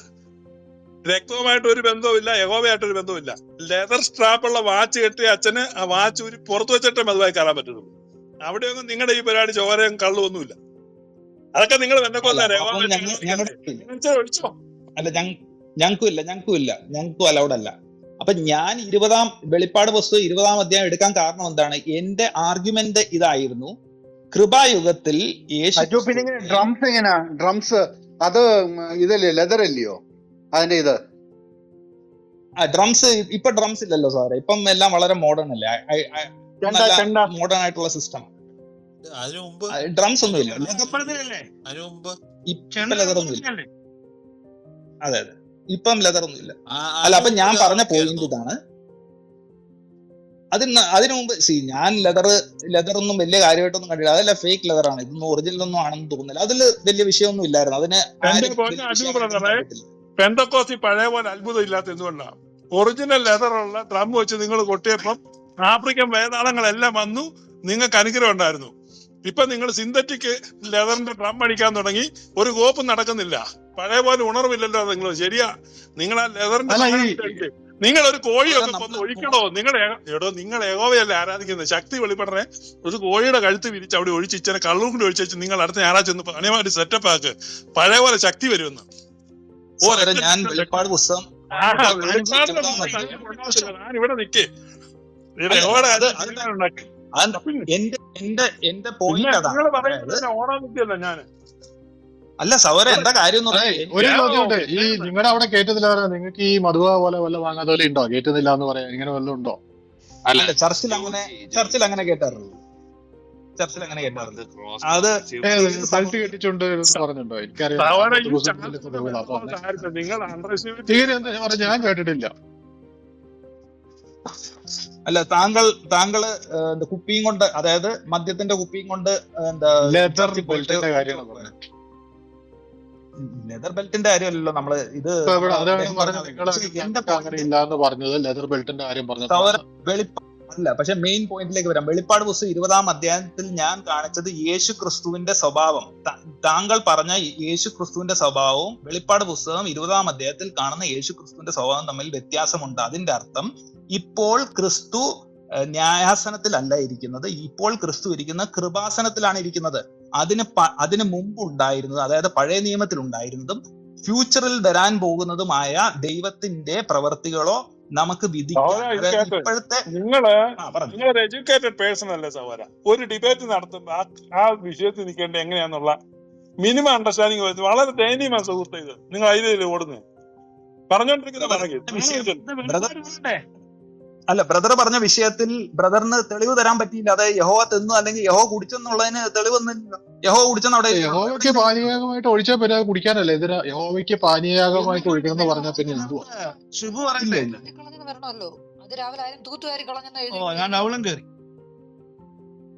സൗരി, ഞാൻ പറയുന്നത് നമ്മള് ദൈവവനം വെച്ചാണ് പറയുന്നത്. അപ്പോ ഇത്രയും നാളും ശിബു സൗരം പറഞ്ഞുകൊണ്ടിരുന്നത് യഹോവ കുടിച്ചോണ്ടിരുന്നു, യഹോവയ്ക്ക് വേണമായിരുന്നു എന്നാണ് പറഞ്ഞുകൊണ്ടിരുന്നത്. അങ്ങനെ യഹോവ അവിടെ വന്ന് കുടിച്ചു എന്നുള്ളതിന് എന്തെങ്കിലും തെളിവ് നിങ്ങൾ ഈ പറയുന്ന ക്ലെയിം വെക്കുന്ന ആളുകൾ വേണം തെളിവ് തരാൻ. ഞാൻ പറയുന്നു അങ്ങനെ ഒരു തെളിവില്ല.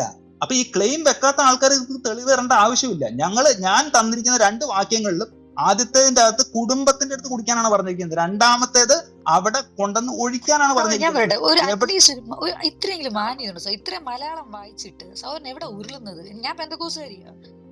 ഞാൻ ഇത്ര തെളിവില്ല ഇത് വായിച്ചിട്ട് മനസ്സിൽ നാണക്കേട് അജു ബ്രദറെ. മലയാളം വായിക്കുന്ന ഞങ്ങൾക്ക് മനസ്സിലായി. അന്ന് റെജീന സിസ്റ്റർ ഒന്ന് വായിച്ചൊന്ന് ഒന്ന് മനസ്സിലാക്കി തന്നെ ഏത് വാക്യമാണ്? കുടുംബം കുടിച്ചോട്ടെ എന്ന്. നിനക്ക് നാണമില്ല സഹോദര? എനിക്ക് I feel shame on you. ദൈവം പറഞ്ഞില്ല കുടുംബത്തിൽ കുടിച്ചോളാൻ പറഞ്ഞത്. എന്ത് നാണക്കേടാ സഹോദര? എന്നെ മോഡാക്കല് പ്ലീസ്.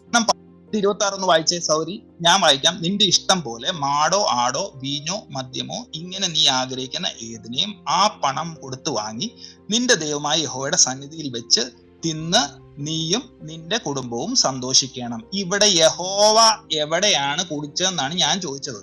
ഈ കുടുംബം അല്ലെങ്കിൽ തിന്നുന്നതോ വെച്ചിട്ട് ആണോ നിങ്ങള് യഹോവയുടെ തലയെ കൊണ്ടേ വെക്കുക? അതിനൊരു തെളിവില്ല. തെളിവില്ലാത്ത കാര്യങ്ങള് നിങ്ങൾ പറയുന്ന ആളുകൾ, ആരോപണം വെക്കുന്നവർ വേണം തെളിവ് തരാൻ. അതല്ലേ പറഞ്ഞ ഈ കുടുംബത്തെ പേരെ കുടിപ്പിക്കുന്ന, കുട്ടികളെ വരെ കള്ളുടിയന്മാരാക്കുന്ന നികൃഷ്ട പരിപാടിയില്ലാതെ അതൊന്ന്. മറ്റത് രണ്ടെന്ന് പറയാ പാനീയമായിട്ട് ഒഴിക്കണ രണ്ടാമത്തെ കാര്യം. ആ പാനീയമായിട്ട് ഒഴിക്കണാണ് ആശയം കുടിച്ച് മത്ത് പിടിക്കുന്നത്.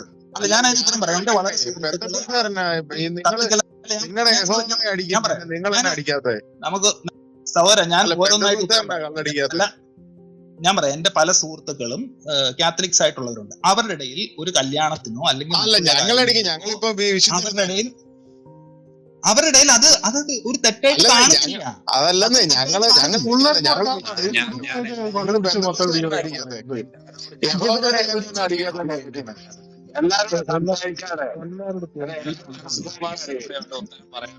കാപ്പബിൾ ആണ്. എല്ലാവരുടെയും 10 വയസ്സ് ഇവിടെ ആവശ്യമുണ്ടെന്ന് എനിക്ക് തോന്നുന്നില്ല. ഓക്കെ, ദയവായി സഹകരിക്കുക. ഞാൻ വാക്യം തരാം. പുതിയ നിയമത്തിൽ പൗലോസ് പറയുന്നുണ്ട് തിമോത്തിയോസിനോട്, അതായത് വീഞ്ഞ് കുടിക്കാമെന്നുള്ളതിനെ കുറിച്ച് പറയുന്നുണ്ട്. അപ്പം അത് ജനറലൈസ് ചെയ്ത് എല്ലാവരുടെയും കാര്യത്തിലാണോ എന്ന് നമുക്കറിയത്തില്ല. പക്ഷെ അതിനുള്ള പെർമിഷൻ ഉണ്ട്, അവിടെ കൊടുത്തിട്ടുണ്ട്. അപ്പം ഇതൊന്നും ഒരു തെറ്റായിട്ട് ഈ പറഞ്ഞ വാക്യത്തിൽ അനുസരിച്ച് നമ്മൾ അതിന്റെ ആ വാക്യത്തെ ആവർത്തനം 14:26 പറഞ്ഞിരിക്കുന്ന ഞാൻ ഇപ്പൊ ഈ വായിച്ച വാക്യത്തിനെ അതിന്റെ ആകത്തുകയിൽ എടുത്തു കഴിഞ്ഞാൽ നിങ്ങളുടെ കുടുംബം ഒരുമിച്ച് കൂടി കഴിച്ച് സന്തോഷിക്കുന്നത് കാണാൻ ആഗ്രഹിക്കുന്ന ഒരു ദൈവമാണ് യഹോവ. അല്ലാതെ യഹോവ ഒരു സാഡിസ്റ്റ് ആയിട്ടൊന്നും അത് എനിക്ക് ഇങ്ങോട്ട് കൊണ്ടുവന്ന് തരണമെന്ന് പറഞ്ഞ ദുർമൂർത്തി അല്ല. അങ്ങനെയാണ് ആ വാക്യം അവിടെ എഴുതിയിരിക്കുന്നത്. പക്ഷെ ഇദ്ദേഹത്തിനെ ബ്ലൈൻഡ് ആയിട്ട് ഫോളോ ചെയ്യുന്നവരും അങ്ങനെയാണോ പഠിപ്പിച്ചിരിക്കുന്നത്? അങ്ങനെയാണോ പറയുന്നത് യഹോവയ്ക്ക് അവിടെ കൊണ്ടുവന്ന് കൊടുക്കണം, അതായത് ഏതോ ദുർമൂർത്തി പോലെ, എന്നിട്ട് യഹോവ ഇത് കുടിക്കും? അതിനെന്തെങ്കിലും ഒരു വാക്യം ചോദിച്ചിട്ട് അതിന് തെളിവില്ല, വാക്യമില്ല. അപ്പൊ വാക്യത്തിൽ എന്താണ് എഴുതിയിരിക്കുന്നത് അത് അപ്പൊ എനിക്ക് പറയാനുള്ളത്, ബെരോവയിലുള്ള ആളുകളെ കുറിച്ച് ദൈവവചനത്തിൽ വളരെ ക്ലിയർ ആയിട്ട് പറഞ്ഞിട്ടുണ്ട്. അവര് ഈ പറഞ്ഞത് അങ്ങനെ തന്നെയോ എന്ന് പോയി ദൈവവചനം തിരുവെഴുത്തുകളെ പരിശോധിക്കുമായിരുന്നു എഴുതിയിട്ടുണ്ട്. നിങ്ങൾ ദയവായിട്ട് ബ്രദർ ഷിബു ദൈവവചനം പഠിച്ചിട്ട് പറയുന്ന കാര്യങ്ങൾ അത് വളച്ചൊടിക്കലാണോ യഥാർത്ഥമായി അങ്ങനെയാണോ എന്ന് ദയവായി എക്സാമിൻ ചെയ്യുക. ഈ ചോദ്യങ്ങൾ നിങ്ങൾ സെർച്ച് ചെയ്ത് കഴിഞ്ഞാൽ ഇന്ന വാക്യത്തിൽ ഇന്ന കാര്യം അതിന്റെ ഇപ്പൊ അജുബാർ പറഞ്ഞു ദുർമൂർത്തി. ഈ ദുർമൂർത്തിയെ പറ്റി എങ്ങനെയാണ് അജുബാറിന് അറിവുള്ളത്? ഈ ദുർമൂർത്തികൾക്ക് മദ്യം നിവേദിക്കുമ്പം എങ്ങനെയാണ് ദുർമൂർത്തിക്ക് അത് കൊടുക്കുന്നത്? ഞാൻ ദുർമൂർത്തികളെ പറ്റി പഠിച്ചിട്ടുണ്ട്. പല ദുർമൂർത്തികളുടെ ആരാധനയിൽ പോയി നേരിട്ട് കണ്ടിട്ടുമുണ്ട്. അവിടെയൊക്കെ ചെയ്യുന്ന പോലെ തന്നെ ചെയ്യാനാണ് യഹോവൻ പറഞ്ഞിരിക്കുന്നത്. യഹോവയുടെ സന്നിധിയിൽ മദ്യം ഒഴിക്കണം. ഈ ദുർമൂർത്തികളുടെ സന്നിധിയിൽ എങ്ങനെയാണ് മദ്യം അർപ്പിക്കുന്നതെന്ന് അജുബ്രദർ പറ. ഇത് തമ്മിലുള്ള വ്യത്യാസം എന്നാണ്? ദുർമൂർത്തിക്ക് മദ്യം കൊടുക്കുമ്പോൾ എങ്ങനെയാ കൊടുക്കുന്നത്, യഹോവയ്ക്ക് കൊടുക്കുമ്പോൾ കൊടുക്കുന്ന വ്യത്യാസം എന്താണ് ഒന്ന് പറഞ്ഞാട്ടെ, ഞങ്ങളെ ഒന്ന് എഡ്യൂക്കേറ്റ് ചെയ്തേ. ഞാൻ ദുർമൂർത്തിക്ക് എങ്ങനെയാ കൊടുക്കുന്നത് എനിക്ക് അറിയത്തില്ല. അത് ബ്രദർ തന്നെ പറയണം. ബ്രദറിന് അതിനെ കുറിച്ച് അറിയാമെന്ന് പറഞ്ഞു. അതാ പറഞ്ഞേ, ആ ദുർമൂർത്തിയുടെ ആരാധനയ്ക്ക് ഒരുക്കുന്ന ഒന്നീ കളം വരയ്ക്കും, അല്ലെങ്കിൽ ഹോമം കൊണ്ട് ഉണ്ടാക്കും, അവിടെ ഒഴിക്കുകയാണ്. അത് തന്നെയാണ് യഹോവൻ പറഞ്ഞിരിക്കുന്നത്. അല്ലെങ്കിൽ താങ്കൾ വേറെ ദുർമൂർത്തിക്ക് എങ്ങനെ കൊടുക്കുന്നു? ഞാൻ ചോദിച്ചത് ഇതാ ബ്രദറെ, യഹോവ കുടിച്ചെന്നുള്ളതിന് വാക്യം തെളിവ് എന്താ ബ്രദറെ? എടോ, രാവിലെയും വൈകിട്ടും ഇത് ഒഴിക്കണമെന്ന് യഹോവ പറഞ്ഞു, പിന്നെ കുടിക്കാനല്ല കുണ്ടി കഴുകാനാണോ? ഇയാള് പറയാ അതിന്റെ മദ്യം കുടിക്കാൻ ഒരു മിനിറ്റ്, മദ്യം ദുർമൂർത്തിക്കാണെങ്കിൽ മദ്യം ആൾക്കാർ കുടിക്കുകയും ചെയ്യും. മഠത്തിനകത്ത് ഞാൻ പറഞ്ഞിരുന്നു, ജോസ് മഠത്തിനകത്ത് വേറെ ആരുടെയും 10 വയസ്സ് ഇപ്പൊ ഇത് വേണ്ട, ഇവർ രണ്ടുപേരും കേപ്പബിൾ ആണ് ഡിസ്കഷൻ നടത്താൻ. ഓക്കെ, ഞാൻ എല്ലാരോടും ഞാൻ പറഞ്ഞിരുന്നത്. അപ്പൊ ഞാൻ പറഞ്ഞത് ഇത്രേ ഉള്ളൂ സഹോദര. താങ്കൾക്ക് അങ്ങനെ ഒരു ആരോപണം വെക്കാൻ സാധിക്കും, പക്ഷെ അതിനുള്ള തെളിവില്ല. അതായത് പഴയ നിയമത്തിൽ വളരെ ക്ലിയർ ആയിട്ട് ലേവ്യ പുസ്തകത്തിൽ പല വാക്യങ്ങളുണ്ട്. അതായത് ഇന്ന പോർഷൻ, ഇന്ന ഭാഗങ്ങൾ അത് ഹന്യാഗം ഹോമയാഗമായിട്ട് അർപ്പിക്കണം, ബാക്കിയുള്ളതിനെ എന്ത് ചെയ്യണം, അതിനെ ഏത് ഭാഗങ്ങൾ ലേവ്യ പുരോഹിതന്മാർക്ക് കൊടുക്കണം എന്നുള്ളതൊക്കെ വളരെ ക്ലിയർ ആയിട്ടുണ്ട്. അവിടെ ഒരിടത്ത് പോലും യഹോവ ബാക്കിയുള്ളത് എടുത്ത് കുടിക്കും എന്നുള്ള രീതിയിലുള്ള ലേവ്യ പുസ്തകത്തിൽ ഒറ്റ പരാമർശവും ഇല്ല, മറ്റുള്ള പുസ്തകങ്ങളിലും ഇല്ല ഒരിടത്ത് പോലും. അതായത് ആത്മാവായ ദൈവം വന്ന് അവിടെ നിന്ന് കുടിക്കുമെന്ന് പറഞ്ഞു. അപ്പൊ ഈ ദുർമൂർത്തിയുടെ യഹോവ ആത്മാവല്ല, അത് നിങ്ങൾ യഹോവ ദൂതനാണ്, അവൻ തിന്നേം കുടിക്കാൻ ചെയ്യും, ചാത്തനല്ലേ. ഇനി ഏലിയുടെ മക്കളെ എന്തിനാ യഹോവ കൊന്നേ? യഹോവയുടെ പോർഷൻ ഓഫ് മീറ്റ് എടുത്ത് തിന്നേനാ.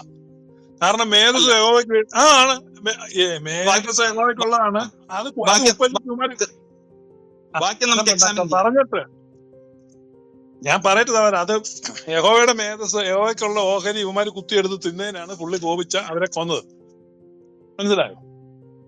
ഭയങ്കര ക്ഷിപ്രകോപിയാണ്. പുള്ളിയുടെ ഇറച്ചി കൊത്തിക്കൊണ്ട് പോയതിന് 2 ചെറുപ്പക്കാരെ കൊന്നു. ഉത്തരം പറയട്ടെ. നിങ്ങൾ എന്നാ വേണ്ടും പറഞ്ഞു. ഇത് നിങ്ങൾക്ക് തെളിവില്ല, എന്ത് കാണിച്ചാലും തെളിവില്ല. ബൈബിളിൽ അയാൾ തന്നെ വായിച്ചിട്ട് പറയാ തെളിവില്ല.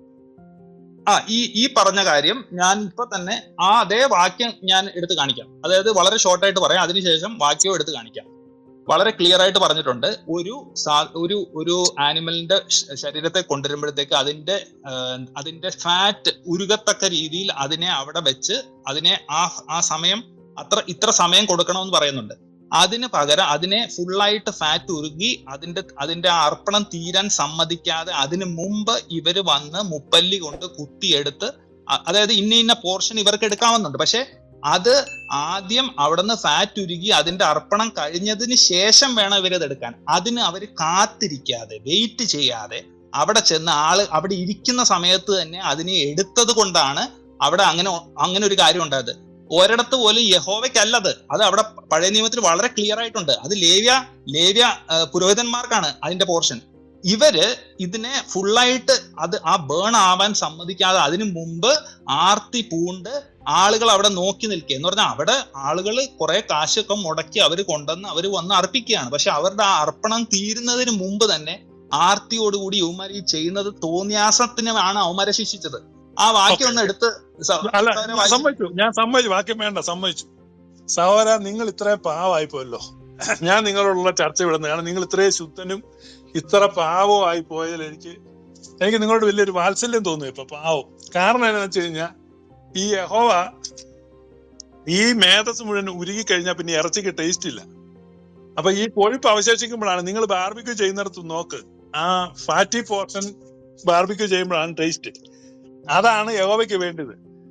യഹോവ അല്ലാതെ ഇവന്മാര് വേകുന്നതിന് മുമ്പ് കുത്തി ഇവർക്ക് ദഹനക്കേട് പിടിക്കുമല്ലോ എന്നോർത്ത് അവന്മാരെ കൊന്നുകളഞ്ഞെന്നാ അത് വ്യാഖ്യാനിക്കുന്നത്. അതുപോലെ അങ്ങനെയല്ല, അത് ആത്മീയ നാവാക്കിയിട്ടാണ് ഈ ദുർമൂർത്തികൾ അതിനെ നക്കി കുടിക്കുകയാണ്.